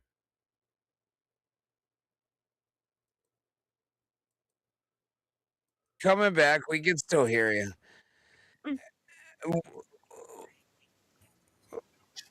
Hey, they can. No, they that can did hear. my honesty, my friendship. I'm done. Here it is. I'm done. Here it is. And I granted, what did I say that night? I said I'm out of the Jack business. I'm not doing this shit anymore. Oh, lying annoys the shit out of me. Oh, she came on my stream again after that and said, "Hey, I never had a problem with it. I am backing Jack up. I'm defending him." Pussy. Go back. Jesus Christ. Friendly. Please, dude. Come fucking see me, man. Seriously. And I'm sorry. I apologize for the voice. I apologize. I was going to say, this is the raspiest fucking me. ass ripping I've ever had vocally. You know, motherfucker oh my God. By the Number God. one, I lost my voice. Number two, I got a motherfucker that wants to talk shit on me when I ain't fucking here, and again doesn't know the facts. Again, doesn't know the facts. I never begged anyone to ever be on my stream ever. If she wanted to come over, she comes over. That's what she does. She has to come over both fucking times. If she wants. Both times. And shut up, Guru Run, you piece of shit, you block me. Jesus. Man, the fans too. Yeah, everybody. That's a fuck out. Dude, I'm fucking done with the puppet. This fucking bullshit, dude. Fuck him. Call me a fucking coward. You fucking ever do that, man? Well, Jack, I Very good tell to see you. Happy birthday. I mean, people call me yellow all the time. It's a different context. You know, anyway. Well, I didn't know who you were talking genetics, about. man. It's genetics. I didn't know who you were talking about. You know what I mean? Oh, well, just go ahead and check the fucking DMs. Check the DMs and fucking. Well, you know, go ahead. Yeah. You know, fucking pussy, man. 2K Rob wouldn't care if you stole her from Bobby. Oh, you think so? You think so? Not now. You would think so. You know, I mean, that's probably where they started dating, right? Away from Bobby Nick. You right? would think so. God damn it, man! Y'all chose the time. If I ain't Joey, and this shirt, you have to send me enough to get a whole new pack. So. Who else wants the link? Huh? I just saw Joey last night. Wait a minute. I thought you weren't reading chat anymore, dipshit. Who's that? I never said I wasn't reading chat anymore, dipshit. Get your fucking ass up here, dude. You call me a fucking coward, pussy. Jesus Christ. Friendly puppet, and get up here without that puppet. You man up. He was. Do we really want that? I'm never mind. I kind of do, but like I think I have to like. They want to come with this. That's what they want. I don't beg them ever. I don't ask them. Who's playing shit? Just stop it. Don't touch that goddamn roadcaster ever again. I do need one. Where they run? You don't need them. I didn't know it was gonna fucking go this way. I didn't know what happened. I didn't know you were gonna I've been being good. I've been fucking being nice. I've been letting him run his fucking yap for too fucking long. I'm sick of it. Fuck him, dude. Whoa, Nelly. You people can like him. You people can love him. No, ain't no fucking whoa Nelly here. You motherfuckers can like him. You can think he's funny. You can think he's cute. I did for the longest time. But when he plays that cheeky bullshit, man, and now he's playing it because this is his little internet world. His little internet world. Well, real life dictates that, guess what, dude? If this happened in real life and your bitch wanted to come to my crib, guess what? She's my bitch now. And guess what? I never asked her to come to nowhere. Never did. She wanted to. I feel like I'm getting fought over. I'm getting fought over for co-host. Do you like that? Is it making you feel good? It has to do with Nelly. It has to do with a girl, a woman, not you. You bang trannies, and you don't even do that well because you got a fucking limp dick and a fucking rubber that was too big for your little dick. Talking to you, fucking Lou. Lou. Oh God. Hey, you know, Rev Bug Lee says, "Can we keep our eyes on the prize?" Lou is awful. I mean, the dude just turned 50. Come on, chill out. Be easy on the old man. Oh, Latanya, no, it's over the puppet that doesn't know when to shut his fucking mouth. He doesn't know when to shut his fucking mouth. That's the problem. That's the problem. Control that. Never mind. Oh, you want to go back and watch that because I know you said something. Not you, Luke. I'll go over here. No, read the comment. Do something around here, okay? We're trying to get super chat. There we go. Oh, Cupcake, my man. Trust me, bud. You're coming up soon, pal. You're coming. It's not me. I got nothing to do with it. Nothing to do with it. Give me a thumbs up when you're ready. Come on up, dude. Come on up, dude. Come on. Come on up. Now let's finish this shit that you started earlier on Nelly's. Let's finish this shit. Boom. Wow. He came up without the puppet. I think he's pissed. It gets better. Okay. He came up without the puppet. Holy shit. Let's keep going. Oh my God. I'll let you Let's finish this shit. Boys. Let's finish this shit that once again, you and I started having discourse, but we weren't able to. All right, Highlanders, calm the fuck down. Yeah, go ahead. Try to be funny.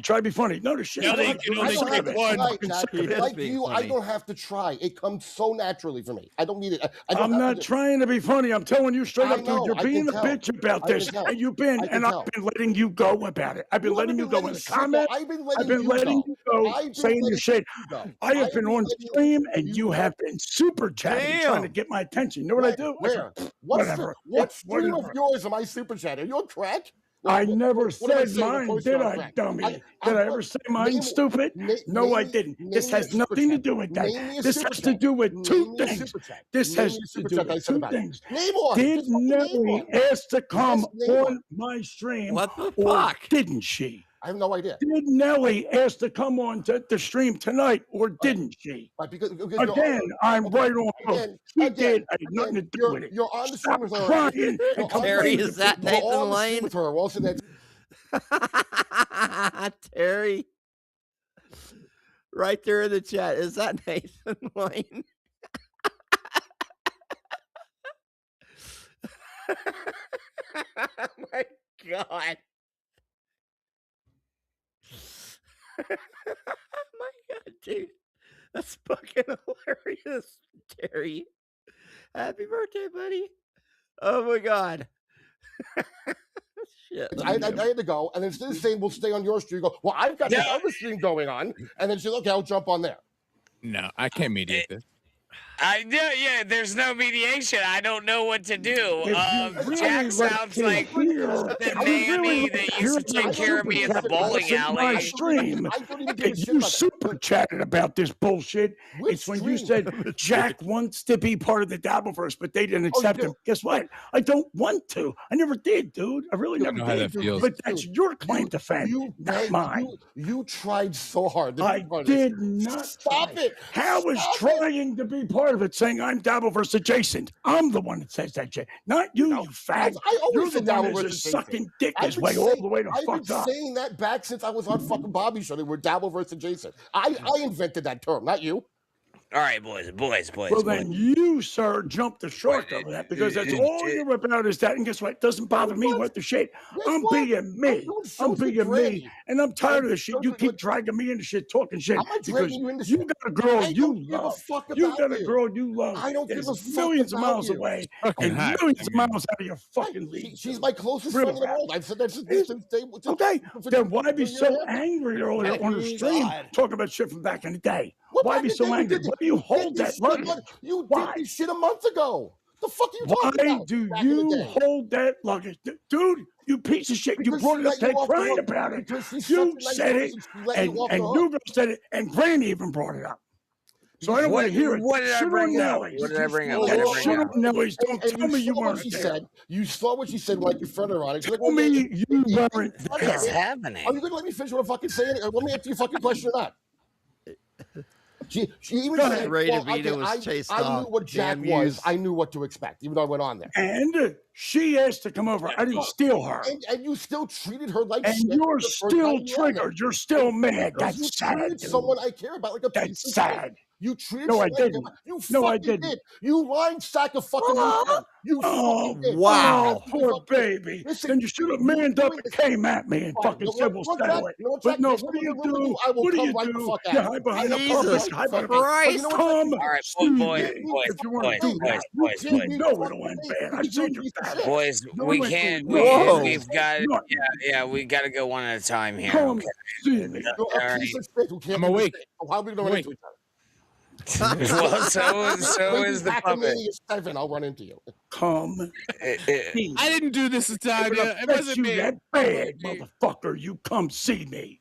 I don't know. I just let it unfold sometimes. You know what I mean? And with that being Jesus said, Christ. Yeah, it's typical. He brought it up. You backed him up earlier, Granny. You did too. I You did. ran right Yeah, into of course I him. backed him up, man. It's a friend Thanks, of mine. Obama. Who are you? Like, I don't give a You shit. know you did. You fucking went to Granny too. Don't even tell me. No, Wait, don't you excuse fucking me? lie. Don't you fucking Excuse me? lie. You I know you what? did. You went after Granny What? too about him not giving you the money he owed you. The thousands of fucking dollars he owes you. That has nothing to do with the Hello, problem I have Brad. with you. Bullshit. Again, You there he fucking goes. lied. There he goes. You It has fucking lied nothing telling to do everybody. with You lied this. telling everybody. This You has fucking nothing lied. to do with that. You went This after has my fucking nothing friend. to do with Remember that. how loyal a friend This you has were? Remember how nothing to loyal do a with friend that. you were? You went This after has my friend. nothing to do with that. Yes, it Oh, has you want to absolutely talk about nothing to do with that. loyalty? You want to talk Get about him, loyalty? Nimrod. Really? Exactly. Here we go. This has Yes, nothing exactly. to do with that. Let's address your issues one at a time. I'm here for you, motherfucker. Let's I'm here for you. When you went off that fucking group Jesus. chat, when you were Rev's guardian angel, look at Rev, look how great I am. Don't. Oh, you know it's Rev's guardian angel because I look out for my boy. My bad. Sorry. This weekend, this past weekend. Oh, you want to talk about fake? You want to talk about fake? Disingenuous. Uzi It's checked. disingenuous. He shoulder checked him, but what did you do? You laughed it off. And made it funny. Please. I don't need help. I don't need help. Granny's a big boy. Yes, you do, dude. I see. Trust me, if I was there, that nigga would have been laid the fuck out, man. Didn't see shit. Please. I didn't even see it happen. I was in the back. Yeah, a lot of people didn't even see it happen. Like, there was only a few people. You ran over, didn't you? Pushed it. It happened. I went over you the granny. said it I went earlier over on. to Now, Granny. I went over to Granny. Who was standing next to you? Everyone else walked away when you and Yuji were jawing at each other. Who was standing next to you? You. Who was the only person standing next to you? You and nothing was gonna happen. So are you saying you were standing next to him after you found out he got shoulder checked and did nothing? What was I supposed to do? That's what I figured. Climb over the bar and attack. There's your loyalty. In the middle of a fucking event. Fucking mouth, dude. It was like no one wants to go to jail on the first day of Hackamania. Bro, if I'm going to jail, I'm not asking the boys to go with me. You know what I mean? Like, buddy, I'm gonna do it myself. Whoa, yeah. Nelly. Yeah, it was laughed off, Jack. So that's a moot point. I'll get that one. All right, you know what? Fine. Give that to me. And next time somebody checks you in public and fat ass is with you, dude, the fucking stupid motherfucker. Dude, you can be like, you know what? Jack wasn't so moot, was he? That point, Jack, maybe I'm not saying that. I'm not saying that. Jack, but like he didn't. We all know already that you're willing to go to jail. I know that already. That's fine. I don't really want to go to jail. I prefer not to go to jail. That's all asshole over here. This piece again, when I stood my ground because I saw that he was going to shoulder check me, the fucking motherfucker almost knocked my hat off, and that was the most offensive part.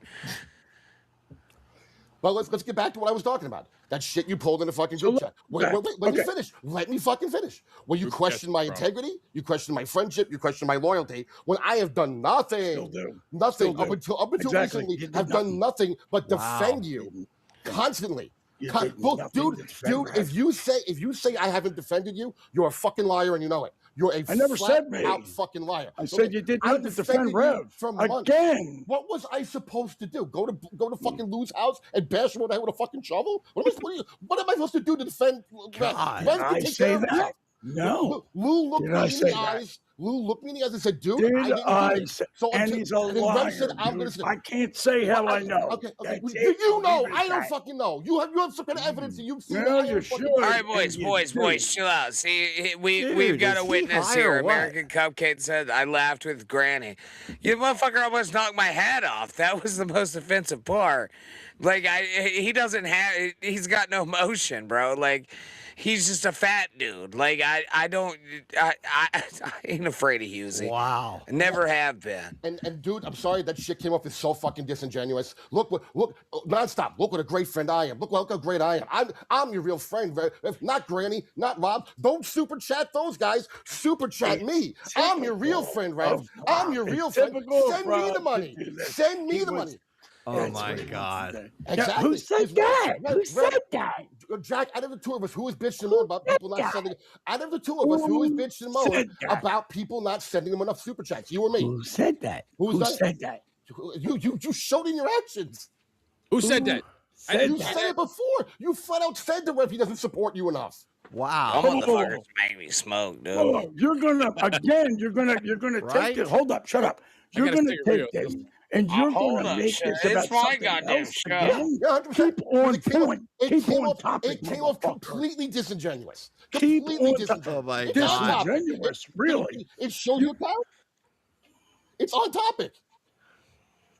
It's 100% shows your character. Dude, I fucking defend. When people were calling you a fucking pedophile because you're trying to get Joel's kids to fucking thing, I was the one saying, no. Go ahead. Bring that up, which we prove fake. We prove fake as fuck. Listen to me. I still think it was bullshit. I'm not going to We. change my. I'm not going to change We've my mind already right now. proven I'm that. not going to change We've my mind right actually now because I'm proved pissed at it. you. Yeah, I'm not- shut up with that. Let me finish what I'm saying. I'm not changing And my mind on again, that. if you want to call me that, you find the charges, I'm not motherfucker. calling If you that. anybody wants I'm to, not The calling. fuck is I'm happening? not calling you that. I'm telling Remember you. I when we defended all you hated when other JBX? people Can we called just you go back to that? Do you not, right? do you not remember being on? somebody else the same size took over. Do you not remember being on No Filter? The only one I fucking panel saying, no, you guys are making too much out of this was me. No, Pooter. Do you remember when Jesus, New like, Girl answer asked the to come on my question. Just give me a stream? yes or no answer. Do you remember when New Girl asked to come on my stream? I This didn't open beg her. panel shit was a fucking bad idea. Yeah, well, go ahead, dude. Short You show. fucking Short live show. with that. You run with that. You act like that's the way it happened, but it didn't, dude. It didn't. And tonight, again, she asked to come on stream. I said, please tell everybody I didn't do nothing. Dude, and she did. She has been talking about what an awful idea that show you and Jib are doing. Just Can one of y'all read this, please? Really? Well, go ahead and say that because she was on there tonight. I mean, So does can that one of break your y'all? heart? She wanted to come on, dude. Okay, I She guess. wanted to again. Rev, I'm willing to say right now, never give me another fucking penny in the super chat. You want to send Granny something? Fine. Never give me a penny again in the super chat. Jack, to you. Rev Fug Lee says, I need to come clean. I'm a poor, and the DVD put me, the Appleverse put me in Hawk. I got to, where is it? Where'd it go? I'm willing And to say the that right DV now. put me in debt I'll never recover from. Oh, that's terrible. I mean, I live in a It's not shed, putting you on a boys. boat with guys I with live no in motor. I live in a Friends shed. slept I in a live in a fucking shed. shed. Not slept. This guy I ain't got live no in the puppet. fucking thing. I live. God I'm in damn. the basement. Right. Yeah. So I see, Nimrod jumped right on in there in that shit. So, all right, what we got else? Oh, some creepy shit. We ain't gonna watch all of this, but we're gonna watch a few of them. All right. God damn, Terry, you're fucking hilarious. It began on an ordinary afternoon in downtown Salt Lake City, the kind of call officers have answered hundreds of times before. A man trespassing inside a salon. This is crazy. A disturbance as fuck. that seemed irritating, not dangerous. But what unfolded next would become one of the most violent police encounters the department had faced in years.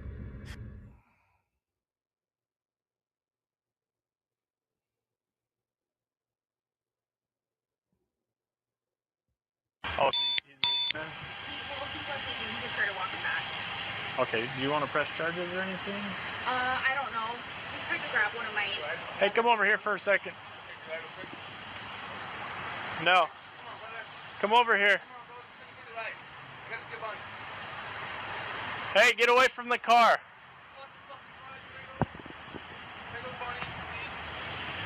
$211, will you step my back up? Hey, get over here. Hey! Come here.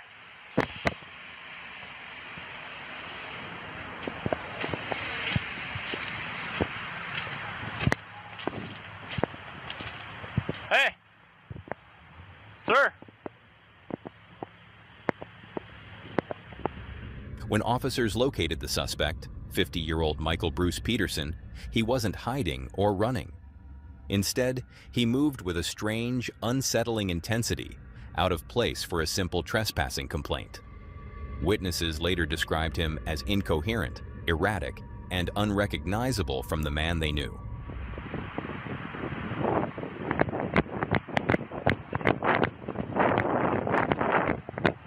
Hey! Hey, come here. Just come talk to me for a minute, man. Whoa. Come on, can you Don't. get Bonnie? Hey, stay right there. Can you get Bonnie? Get it. Sit down. Bro, can you get me Sit get down. Bonnie? Come on. Sit down. Fuck you there, man. Hey, come here, man.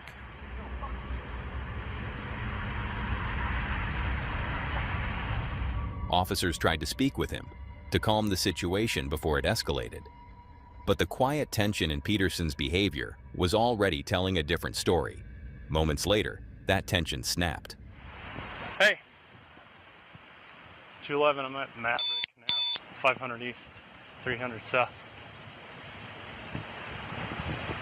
Don't. Hey. Hey. Get out of the car. Fuck your punk ass. Ow! Ah, Get out of the car! Get out of the car! Damn. Get out of the car!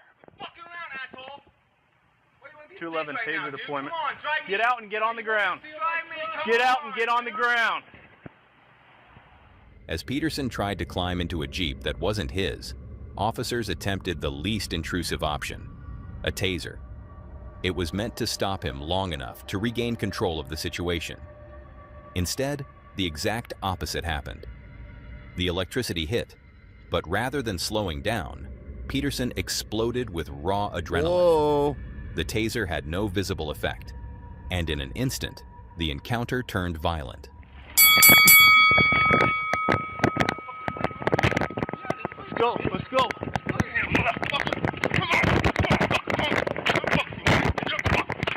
Damn.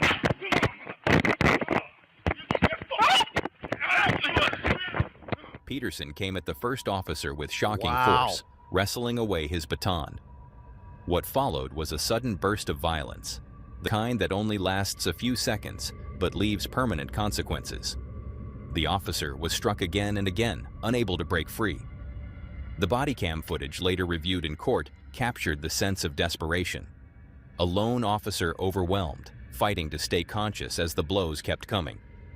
And then, just as quickly, the fight changed direction. A second officer rushed to help. Peterson turned, still gripping the baton, and began advancing toward him with the same violent intensity. This wasn't a standoff. It was a charge, a full-speed rush from a man who had already injured one officer and showed no Look at all sign that of stopping.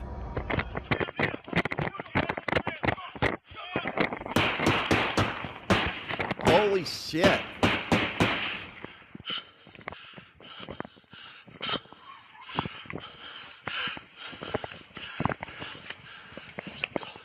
Damn. Get medical. My ankle rusted.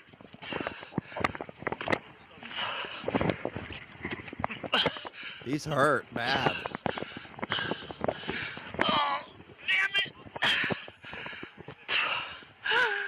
Damn, spitting out blood too.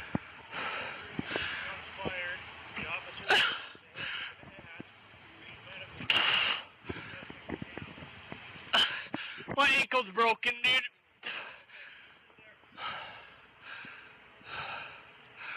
Damn.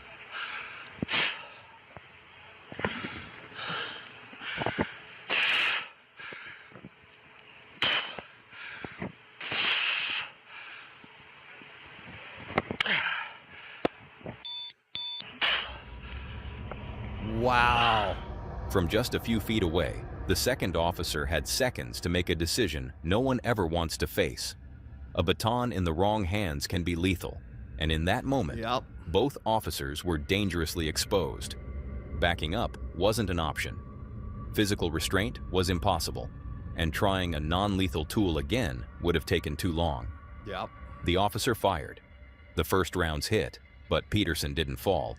Witnesses said he kept coming, closing the distance even after being shot. More rounds followed until the threat finally stopped, and the chaos fell quiet. Damn. What began as a routine disturbance call had turned into a life-or-death confrontation in the middle of a convenience store parking lot. Investigators who later reconstructed the scene described it as an encounter that escalated faster than any training scenario could prepare for. The district attorney ultimately ruled the shooting legally justified, the only option left in a moment where retreat and negotiation were no longer possible. Yep. But just because a shooting is justified doesn't make it any less tragic. Michael Bruce Peterson died at the scene. Toxicology reports later suggested he may have been under the influence of substances that distorted his perception and magnified his aggression. For the officers, the event carried a different kind of weight, the kind that lingers long after the crime scene tape is taken down. Both injured officers eventually recovered, but the memory of that day never fully leaves. The final moments captured on video show only seconds of violence, but behind them lies an entire chain of decisions, warnings, and attempts to stop the situation before it ever reached that point. That's the part most people never see. The silent calculations happening in real time, the rising panic as options disappear, and the sudden shift from trying to help someone to trying not to die. The shooting of Michael Bruce Peterson remains one of Salt Lake City's most intense and controversial police encounters. Wow. A moment where a routine call unraveled into a deadly rush of adrenaline, fucking fear, insane. and split-second judgment. And for everyone involved, those seconds will never be forgotten. Now let that chaos settle for a moment, because the next clip takes us somewhere far quieter. But okay, stop this right there, and watch this clip real quick before it gets too far from what happened here. Oh shit! Came at me and fucking civil sky. Oh god! Oh, poor baby! Listen, you should have man came at me and fucking civil sky. But no, what do you do? What do you do? Yeah, behind a public come see me. If you want to do that, you know what I'm saying. Boys, we can't. We've got. Yeah, we gotta go one at a time here. Come see me. I'm awake. I'm awake. Well, so is the puppet. Come. I didn't do this to you. It doesn't mean I'm bad, motherfucker. You come see me. I don't know. I just let it unfold sometimes. You know what I mean? And with that being said, it's typical. He brought it up. You backed him up earlier, Brandon. You did too. Oh, poor baby. Listen, you should have man came at me and fucking civil sky. But no, what do you do? What do you do? Yeah, behind a public come see me. If you want to do that, you know what I'm saying. boys, we can't. We've got. Yeah, we gotta go one at a time here. Come see me. I'm awake. I'm awake. Well, so is the puppet. Come. I didn't do this to you. It doesn't mean I'm bad, motherfucker. You come see me. I don't know. I just let it unfold sometimes. You know what I mean? And with that being said, it's typical. He brought it up. You backed him up earlier, Brandon. You did too. Now I won't fake it. Oh, Don't judge me. Oh my this god. feels so good. Alright, I got now I won't playing fake it. Somewhere. Don't judge me. This feels so. I don't. There it went. Okay, God, what the fuck was still going on there? Okay.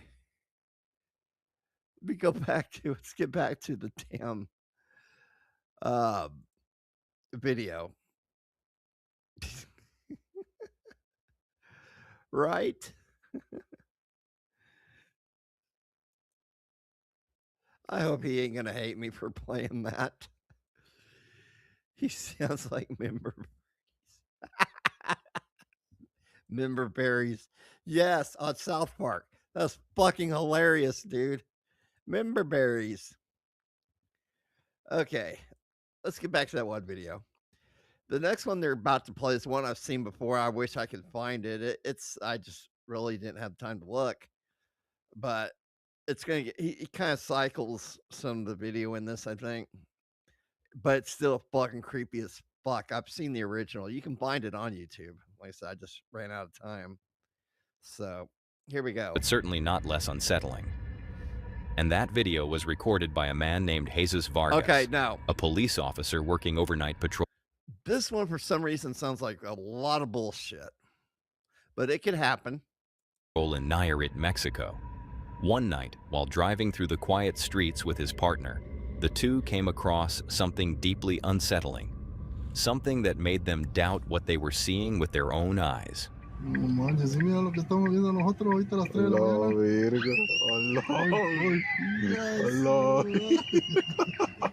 I'm not buying it because they're laughing.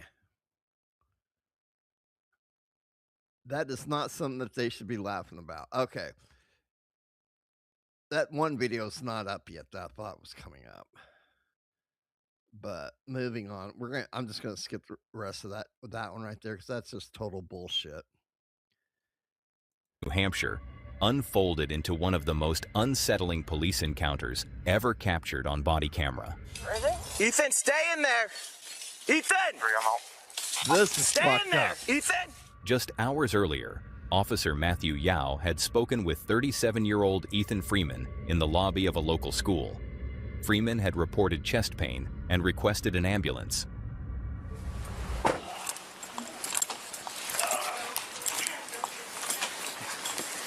Ethan, what's going on? What's going on? I'm having a heart attack. You're having a heart attack? What's going on, dude? I'm having a heart attack. Okay, can you tell me what you're feeling? Palpitations and I'm feeling like I've got a lot of heart pain. Okay. Chest pain. All right, just stay still for me, okay? Yep. He has a history of it in his family. He has no allergies. Okay. Yep. All right, listen. He may have some amphetamine. Yep. He's Hep C positive. Okay. All right, Oh, Ethan, shit. as you know, I wear a body camera, okay? Listen, I'm asking you, is there any needles on you right now I need to know about? I just have this. What is it? Okay. No needles this time? Okay. Nothing. All right. When's the last time that you used? I used like 4 months ago. Okay. Though anxious and visibly worn down, he had been calm, polite, and cooperative. Nothing about that earlier interaction hinted at danger. Nothing suggested that before nightfall, the same man would be at the center of a deadly confrontation. Later that afternoon, a 911 call came from a homeowner on 4-wheel drive. Freeman was bleeding, highly distressed, and again asking for medical help. With no backup immediately available, Officer Yao responded alone, expecting another attempt to help a man in crisis. But as he approached the apartment door, the atmosphere shifted immediately. Weird-looking home. Using the same steady, familiar tone as before, he called out to Freeman, hoping to re-establish the earlier rapport. This time, however, the response was drastically different.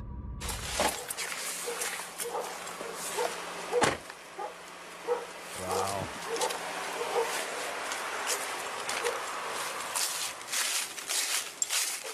Wonder whose car that is.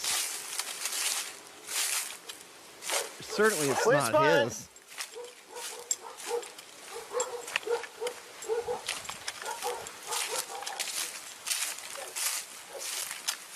It's a weird-looking home. It's Officer Yao. You okay? Looks like a 1, 2, 3 story trailer. Ethan, what's going on? Ethan. Or something. What the fuck? Hey, what's... There's feces everywhere. I need you to call the cops, the paramedics, to get me a fucking rescue team right now. Ethan, it's Officer Yao from Thornton Police. Yes, come in here and get me to the hospital. What's going on? I have a fucking asshole that's bleeding out like a chicken, and I have a goddamn fucking mouth that's full of feces, and I have a dick that's hard, that's not hard, that's fucking drunk. Do you have any weapons on you right now? Fuck. Yeah, let's go. Hey, what do you got? My dick in my hand. You got a problem with that, bitch? Hey, it's Officer Yao, dude. What's going on? Man. Hey, you know me. Suck my fucking dick. Hey, you know me, dude. What's going on? You're a cunt. Hey, Ethan. Ethan, drop that. Shouting erupted from inside the apartment, erratic, angry, and fragmented. Wow. As Officer Yao moved cautiously toward the doorway, he was met with a scene that set every alarm bell ringing. Ethan? Ethan? Ethan? Thornton 3, he is naked and threatening my life.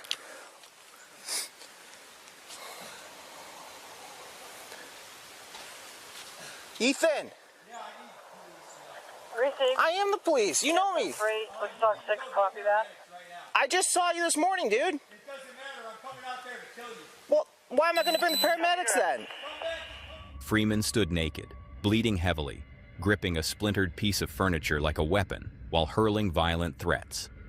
The sudden volatility forced the officer to retreat, draw his service weapon, and call for backup, all while trying desperately to calm the situation from a safer distance.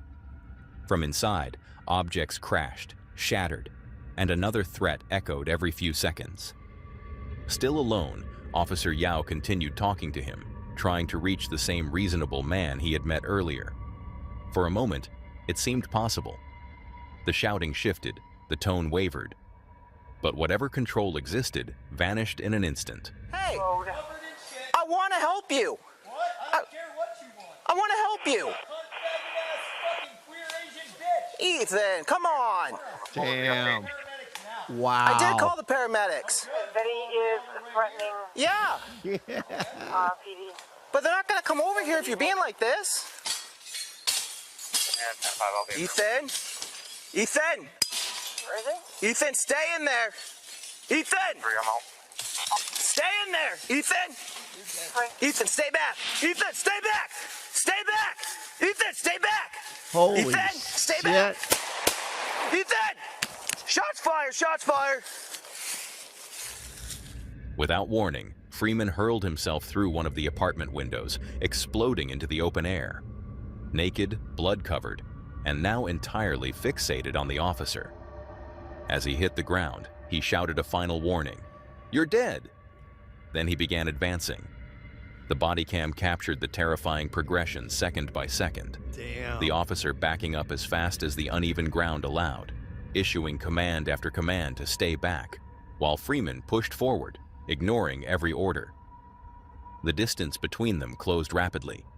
10 feet, maybe less, far too close to draw a taser. No time for a baton, no room for error. Yao was already in retreat, and Freeman was still coming with unmistakable intent. Believing he was moments away from being overwhelmed, and fearing Freeman would seize his firearm, Officer Yao made a split-second decision. When Freeman charged within dangerously close range, the officer fired 2 rounds in rapid succession. Freeman collapsed immediately. Emergency responders arrived soon after, but the injuries were fatal. The encounter, from the first shouted threats to the final seconds of the charge, was preserved entirely on body camera. Wow. The homeowner who had called 911 witnessed the final moments firsthand. Investigators later reviewed the footage frame by frame, interviewed everyone involved, and pieced together how a welfare check spiraled into a deadly confrontation within minutes. Car that is. In the aftermath, the video prompted difficult questions about mental health crises, police training, and the razor-thin margin officers face when responding alone. Wow. It highlighted a reality often overlooked. Calls for help can evolve into life-threatening situations in seconds, leaving officers with no support, no time, and no safe alternatives. What happened on 4-wheel drive remains a stark, haunting reminder of how quickly a moment of aid can turn into a fight for survival, and how body cameras capture not just the outcome, but the impossible decisions made in the moments before. And with that, we go from one officer, confronted by a man in crisis, into a call where the danger seems to hide in the walls themselves. After a long day at work, a woman pulled into her driveway and immediately felt something wasn't right. The lights inside her home were flickering on and off, and the closer she got, the more she realized something was terribly wrong. Her front door was wide open. She lived alone, no car in the driveway, no reason for anyone to be inside. Terrified someone had broken in, she stayed in her car and called the police, hoping whatever was inside wouldn't come outside.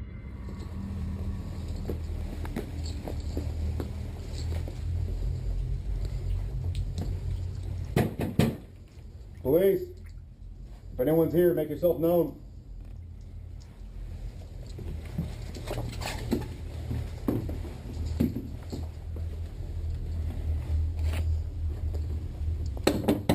Police.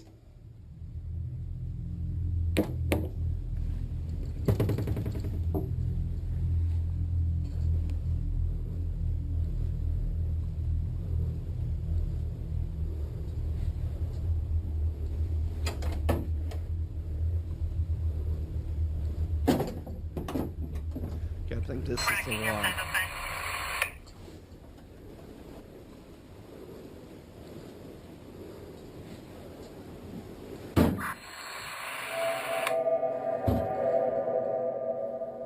Whoa. When 2 officers arrived and stepped into the darkened house, they quickly realized this wasn't going to be a normal call. As they began clearing each room, a sudden, violent sound broke the silence. A closet door slammed shut on its own, with no one near it. Startled but committed to finishing their sweep, they pressed deeper. What's this shit? Police, anyone inside, make yourself known.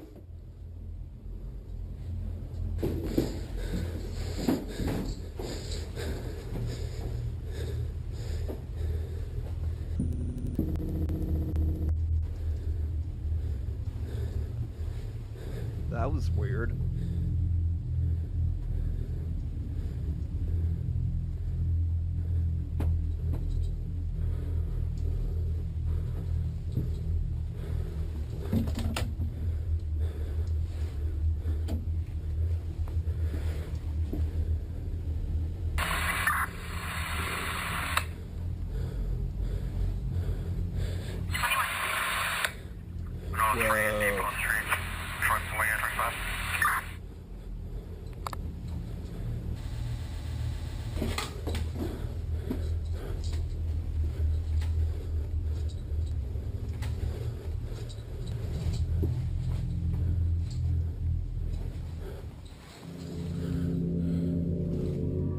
Moments look like later, another anybody's door lived in creaked this open by thing. itself, as if inviting or warning the officer to follow.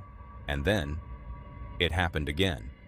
Viewers later pointed out that at the same time, the officer's body camera began glitching, brief distortions that some believe are signs of something unseen interfering with the device.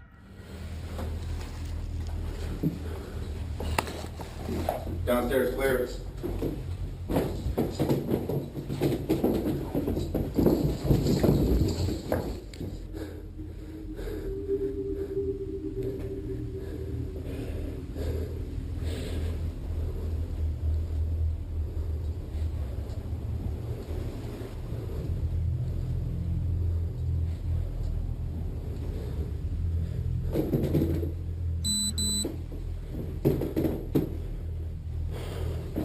Boy, he's breathing heavy.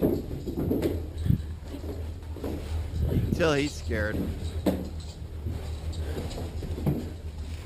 Upstairs clear? Yeah, we're good. Just as he was about to wrap up and confirm the house was empty, something sent a jolt of fear straight through him.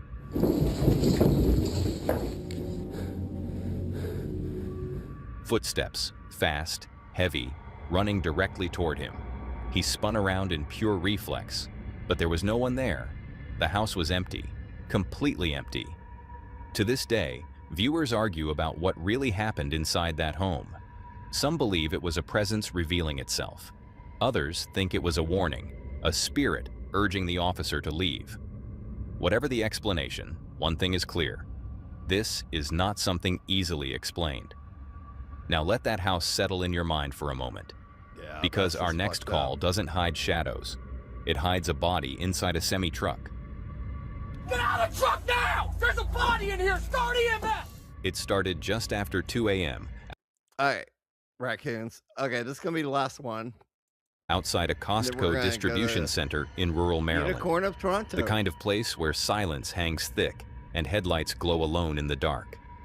Deputies were sent there for something routine, something simple, a welfare check on a truck driver who'd shattered his own window and was acting strangely. Nothing about the call suggested danger. Not yet. But the moment officers stepped up to the cab of that semi-truck, they could feel it in their gut.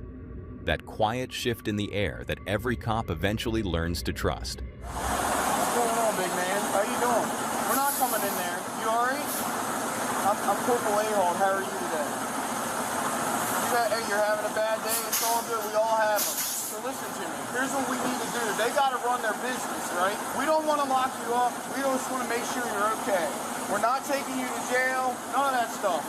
So do me a favor. Could you just let us know for our safety that you don't have anything in that other hand over there? Can you show me?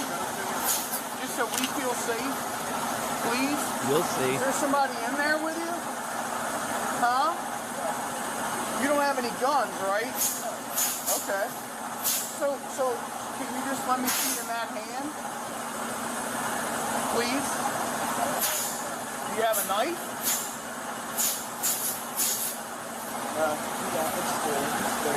So you're clear. So let me ask you something. Are you having a medical emergency right now? You want me to call you an ambulance here? You don't? But you need to do me a favor. Will you cut your truck off for me? We're not arresting you, I promise. But can you cut your truck off? Because I don't want it to roll anywhere. I don't want it to hurt anybody. If you pass out and then roll... Well, no one's saying you was knocked out. Calm down. Hey, come on. Please, don't do that. Let off that. Put the truck off. Put the truck in park for it. Put the truck in park.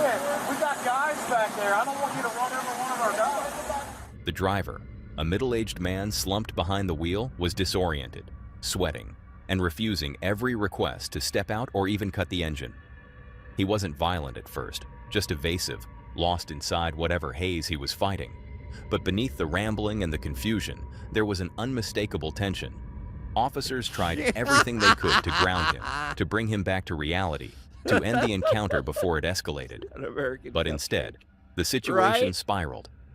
He refused to get out of the vehicle, tore through equipment, and kept maneuvering that massive truck in ways that put everyone nearby in danger. It'd be nice if we could just work something out.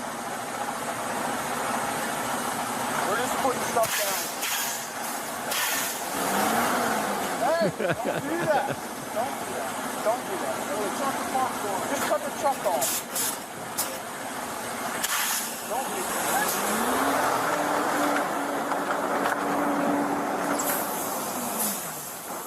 Well, now you got a whole bunch of flat Glad you're tires. having a good time, bro. Okay, well, don't do that. We don't want you to do that. You're just making this a completely dangerous situation. We're telling you to cut the truck off. Come out and talk. Yes. What do you want to talk about? I want to talk about why you just drove over and flattened all the tires on your truck.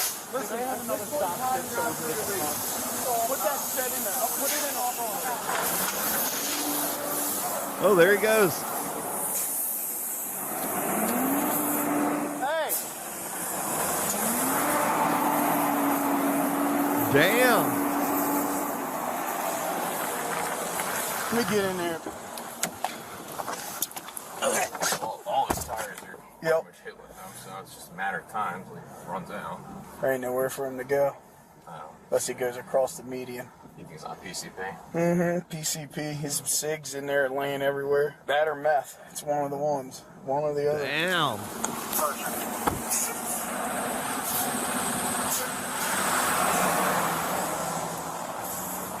Jeez. That's not nothing you really want to get in front Well, of. his front tires are full. Dang, I thought he could run. This is going to get dangerous, dude. We're just going to have to stop it. Terry!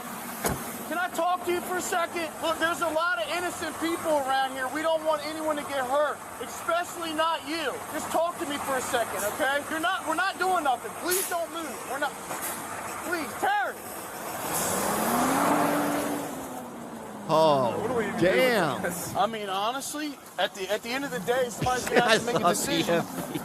Put an end to it. Hey, I can't get the door and we can bust the window and take and do it. It's about the only thing we can do.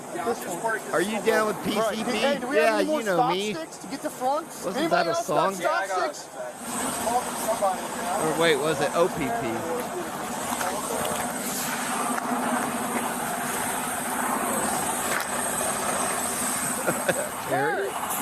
Terry, that's his name. Oh shit! You jacked Cupcake's truck. Pull your whole front end up, bud. We just want you to cut the truck off. Shit, dude. Calm down, Terry. Calm down. Hey, something. Is your medication? Do you have diabetes? Who said that? Diabetes? What are you reaching for? Okay, all right. No, I'm good. I have my own water. Well, your truck's leaking fluids everywhere. It's leaking. No, stop. Don't do that. Hey, that'll get you locked up, bud. We're not trying to do that. All you have to do is cut the truck off, bud. I will feed you. I will get you cleaned up, clothes, whatever you need. Wow. I was just stressed that was Thanksgiving. Damn you, bird. Stop! Happy birthday. Stop! Glad you're spinning it with me. Because you're tearing Stop! It doesn't matter. You're tearing. Look at you tearing up. We're going to have to arrest you if you don't stop. Hey, Cut sweetie. the truck off and get out of the truck. It's over. Deputies recognized what they were dealing with. A man who was rapidly losing control, mentally and physically. And with a vehicle that size, one wrong movement could mean disaster. So they worked to contain the area, flatten the remaining tires, and prepare for the moment when he finally had nowhere left to go. Hey, sweetie. Stop! Are you loving the new car? You're going to hurt someone, man. You're going to hurt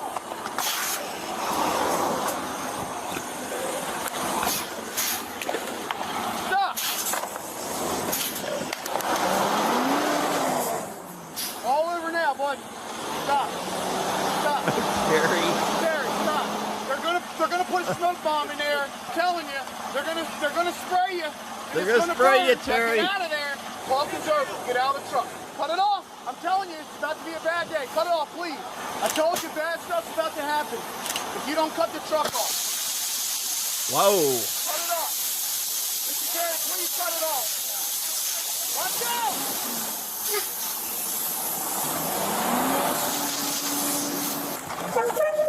Wow.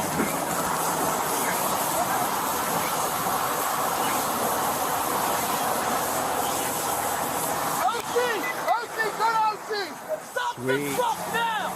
Glad you're Stop the truck enjoying and it. cut it off! Cut it off! You're gonna get it again! Stop! Now. He got the whole can. He's good, go. He's good. Go ahead.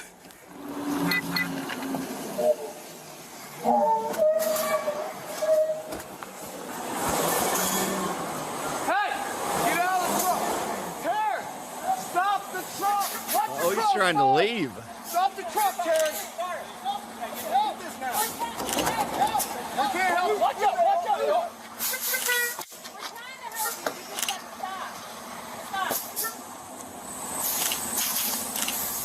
When the truck slowed, officers moved to end the standoff, using tactics meant to stop him before he hurt anyone else. But what they found inside the cab was something no one was prepared for. It's on PCP.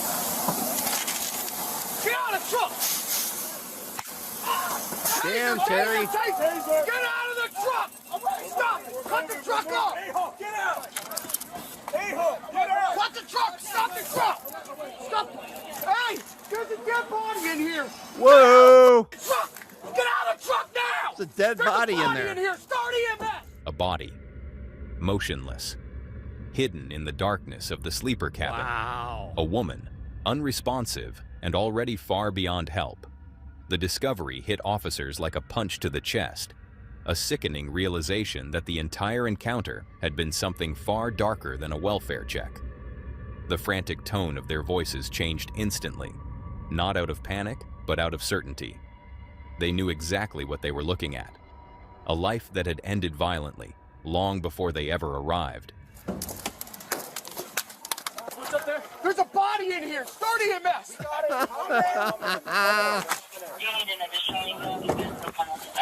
Ma'am, are you okay? Ma'am! Ma'am, are you okay? Let's get her out. Guys. Ma'am. Ma'am. She's stuck. Get him off. Get him in recovery. She's priority 4. She's P4, buddy. P4. She's rigor mortis. She's dead. She's dead. Here's why who's disgusting. Oh, how can we stay mad at you, Terry? Happy birthday. Put on his ass. Put on his ass. One. You need to sit down on the curb. Sit down now. Sit down. Sit down. Sit here. Sit down. All right. Sit down. Damn, that's a big boy. You good? Yeah. You need a sanitizer? Damn, Cupcake let himself go.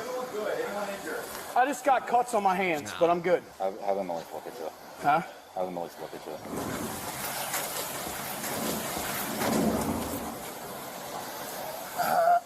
Please help me. What hurts on you? Yep, they're gonna hurt a little bit. Once the scene was secure, the driver, 46-year-old Matthew Sidney Watley, was taken into custody while emergency responders confirmed the grim truth. The victim was also 46, a woman named Candace Thompson, Watley's domestic partner. No relation. Their relationship had a long documented history of violence, and the evidence in that cab made it painfully clear how the night had ended. Investigators recovered weapons, noted significant injuries, and pieced together the final moments of a woman who never made it out of that truck alive. Watley would later plead guilty to second-degree murder and receive the maximum sentence, 40 years behind bars. But for the deputies on scene, the story didn't end with the arrest. Because this is the part of policing the public rarely sees. The moment when a simple call flips into something life-altering. 1 second you're trying to help someone who looks lost, and the next you're standing face-to-face with the aftermath of a killing. These are the calls that stay with officers forever. The ones that replay in your mind when the uniform comes off, when the shift ends, when you try to sleep. You hold the perimeter, you finish your paperwork, and you move on to the next case. But the memory of what you saw never really leaves. No, don't. Not when you see a body like that. Okay. I want to play the very first part of this again because it was funny as hell. And then we're going to pull up some unicorn at Toronto like I promised. There we go. Back here live at the Waterfront Village with my friend, the zombie, Jonathan. You're looking good. Jonathan just got an awesome face paint job. What do you think? I like turtles. All right, you're great zombie. And good times here at the Waterfront Village. What did you think about the ride? It was great. And apparently, I've never been on live television before. He says it 7 but times. Count them. Apparently, sometimes I don't There's watch 2. I don't watch the news because I'm a kid, and apparently every time, Grandpa just gives me a 2 remote more. after we watch the Powerball. It's the Powerball. Tell me about the ride. What did you think about the ride? Well, it was great. Why? Because apparently you're spinning around, and apparently every time you get dizzy, that's all you do is get dizzy. Is it fun? Yeah.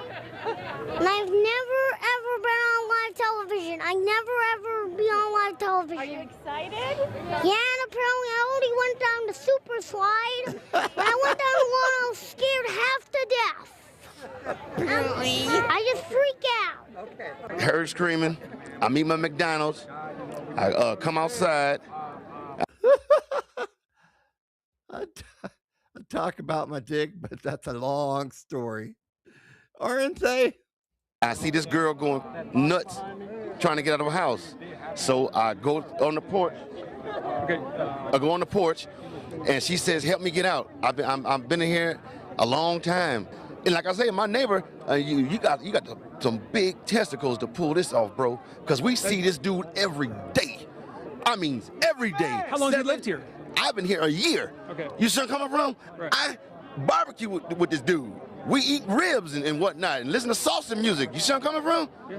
And you had no indication that there was anything going on? Bro, not a clue. What was the reaction on the girls' faces? I can't imagine to see the sunlight, to be around people. I knew something was wrong when a little pretty white girl ran into a black man's arms. Something is wrong here. How dare you?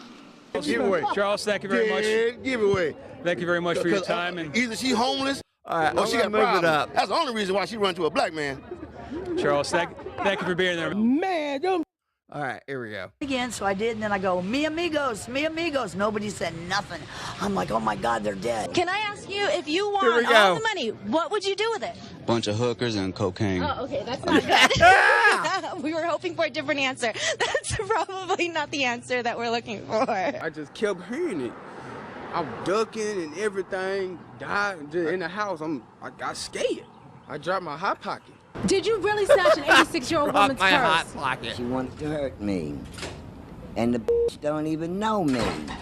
At 86 years old, Bernice Starnes is full of spunk. She's traveled the world, seen a lot, but never anything like this. I hope that they beat her ass. Some of the women in prison beat her ass every day for as long as she's in there. Some people might say that's hard. Today, Flossie's family is going to be coming out here This to is throw you a great. big birthday party. Are you excited for your party? Not one bit. Dave Rowe knows This all is too great. well how it feels to have his home broken into. Yeah, and see, that's what the problem was. Because I heard them first. I said, hold on. I said, hold up. Wait a minute. Something ain't right. Because then I start to taste them. I say, and then I start to smell them. So it's like a smell like tastes like. So I knew something was wrong. I knew something special about it. You know? So what did you do when you heard the intruder? I ran upstairs. I had to run. And I had to do with that little girl. What's that little girl in the Holocaust? She had Anne Hathaway, Frank and Beverly. Anne Frank. That's a hot Frank bitch, and ain't it? Beverly. I had to You get up almost the said stairs. Frankenberry. So he had so much rhythm. When he was walking up the stairs, he said, doom, doom, doom. Bitch, I started to almost beatbox up in the closet. Oh, boom, boom, boom. But I couldn't do it yet because I couldn't die. I got caught tomorrow. So I'm just a little shook up. That's all that is. And then the 4th of July. Here's like actual. Okay. All right. We're going to start wrapping this up with the Queen of the Unicorn of Toronto. And I found this one, top 10 videos of 2025. Let's see what this one's about. Hey everybody, it is Drowning Unicorn, and I am here to wrap up 2025 with a list of my top 10 2025 videos on my channel. It's not a secret I make a lot of videos. Even just for the year 2025, I have 96 videos in the playlist on YouTube that all are marked with that date. So I only pick from long form videos, not shorts, and here is the list that I considered to be the most special to me, regardless of whether they got a high view count or whatever on YouTube. These are the ones that I felt were the best. Number 10 is Story Time, a wild couples only night at Oasis Aqua Lounge Sex Club with the Newlyweds. So the Newlyweds are a couple I've known for many years. They're a very experienced swinger couple. They've been in over 25 years. Lots of advice videos on my channel with them. They show their faces without being blurred. They're a wonderful couple. And so this year I had only one video with them when they came down to visit. And it was a really fun couples only night that I went to at the sex club. And I enjoyed having, my boyfriend with me and like hooking up in front of them and being like, hey, are they seeing? Are they seeing? So for me, it was like a big transition from going from like that single woman that they knew to being to somebody who shows up to the club with somebody specific on their arm, right? And so I liked the transition of how, I interacted with the Newlyweds. And it was a fun vlog, a fun night. And I had a great time in the date world and the couple side. Number 9. Nervous to go to a sex club in your flawed body? Don't be, and this is why. So the thumbnail on this one is called All Bodies Are Accepted at a Sex Club. And why this one made this list of top 10 is because this video was important to make. It's one of the most important messages I'm trying to convey about this sex positive, body positive lifestyle is to not wait until you're comfortable with your body to join. I think that's a mistake. There's just so much reassurance you can get today if you show up in whatever body it is that you're presenting, right? Maybe you don't like scars. Maybe you don't like how big your arms are. Maybe you don't feel toned enough. Like, fuck that shit. Excuse my language, but like, who cares, right? Like, go, enjoy, live your life in the body that you have. And if you don't know how, this lifestyle can actually show you, because once you join a non-judgmental, nudity positive lifestyle, eventually when all the clothes are off, you just get very comfortable in your own skin, looking around, seeing other people comfortable in their own skin. So this video is also quoted by a few fans who came up to me this year and said, like, thank you for your video, this one in particular, because of the message of body positivity and that, all bodies might be considered imperfect in some way, but they're your vehicle to get through life, and you might as well get comfortable behind the driver's seat. Number 8. DTF night versus other single guy nights at sex clubs. What to expect. I love this video because it was a visual representation. Like the thumbnail even had a visual of a bunch of like men's faces.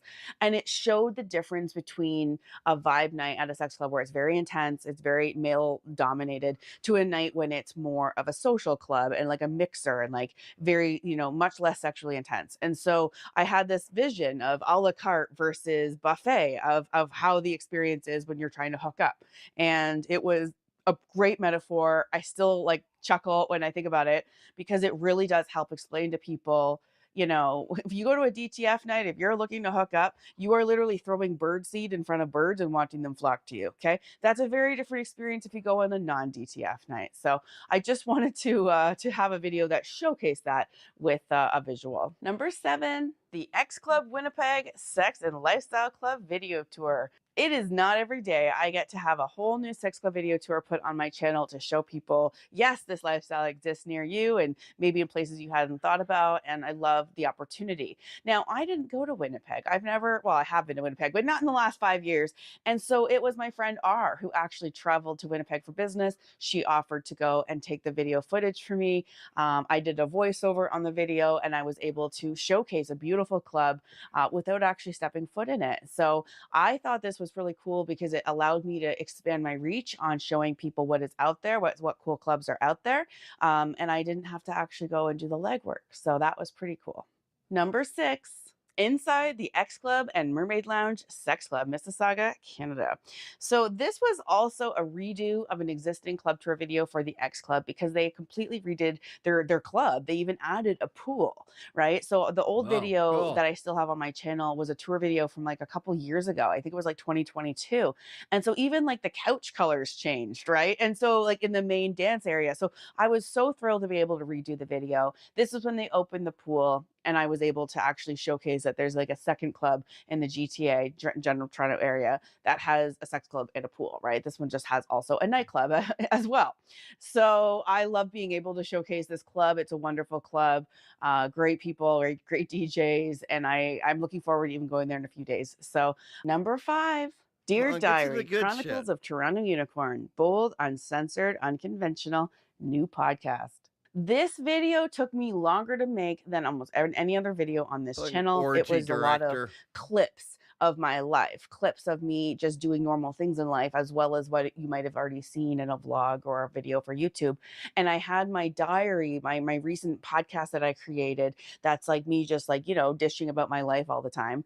You know, the goods, the bads, you know, the uglies, whatever. And I was able to cut some of the clips from my Dear Diary podcast and then put the voiceover over top of clips of my life. And so the video itself took a lot to put together. And I love it because it was a Her new friends are frontier for me. The fucking Dear nuts. Diary podcast is one of my favorite projects. I basically record podcast episodes, you know, fresh out of bed without makeup on, you know, because I'm not making a video. I'm for the most part doing audio. And so it's like, I'm more willing to like share my energy with that kind of because it audio. takes less production time, right? And I don't always want to be camera ready. And so the real diary entries in life are not camera ready. And so I love that that podcast exists.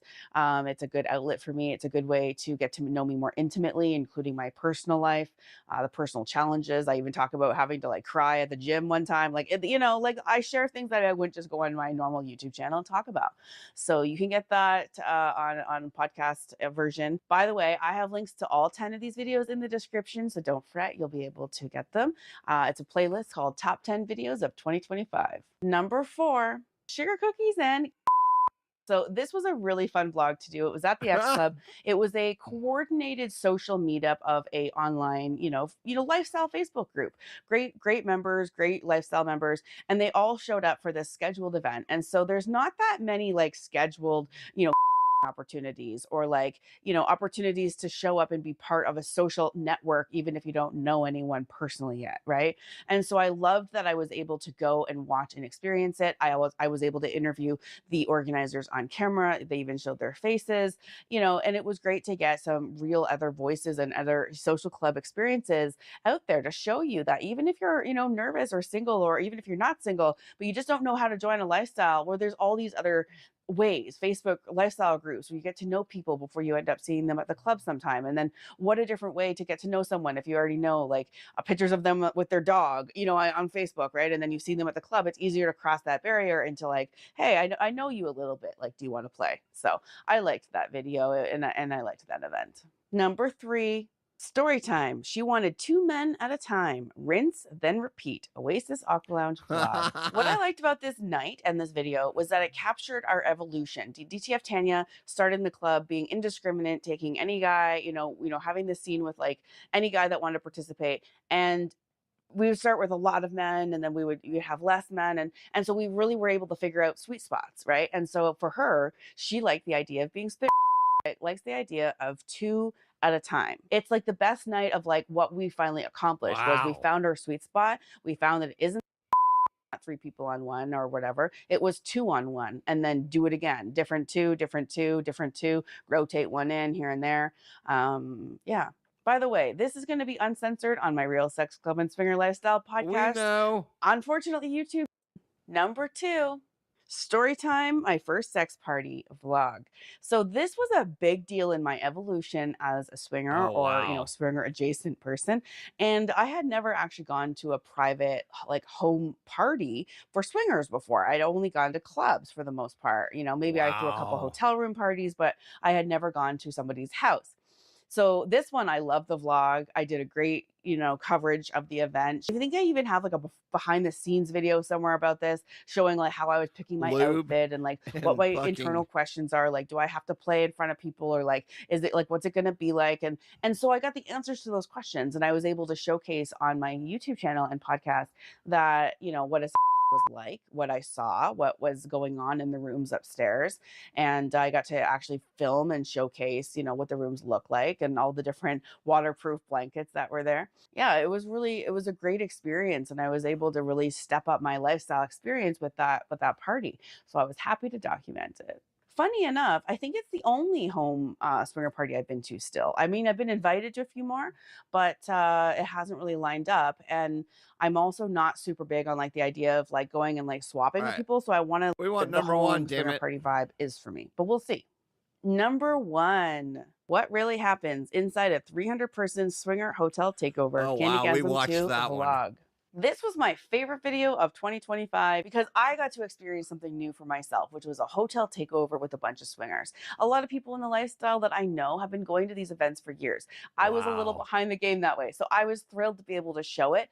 I was able to film the rooms to show the vibe of the place. You know, there's a BDSM room and an orgy room and people wearing orgy referee shirts. And so I was able to show how cool it is to go to such an exclusive, like, you know, swingers only event at a hotel. And so it was my favorite video because I got to do something really cool. I got to show it, and I got a lot of people willing to do interviews on camera with their faces showing, right? So I was really able to show like, yeah, these are real people who show up to these events, and this is, you know, you could maybe picture yourself in the lifestyle through them. So I'm grateful for their interviews. I'm grateful to be able to showcase what an amazing event that was. And yeah, the vlog itself was really special to make for me. So again, you can get all the links in the description to watch these videos. They were my top 10. If you have any video in particular that you think is missing from this list, please leave a comment. All right. What was your favorite? There's our Queen Unicorn. I got one more vid that we're going to check out that was sent in to me by Dixie. Sorry, watch out. I thought it was funny as hell. Here we go.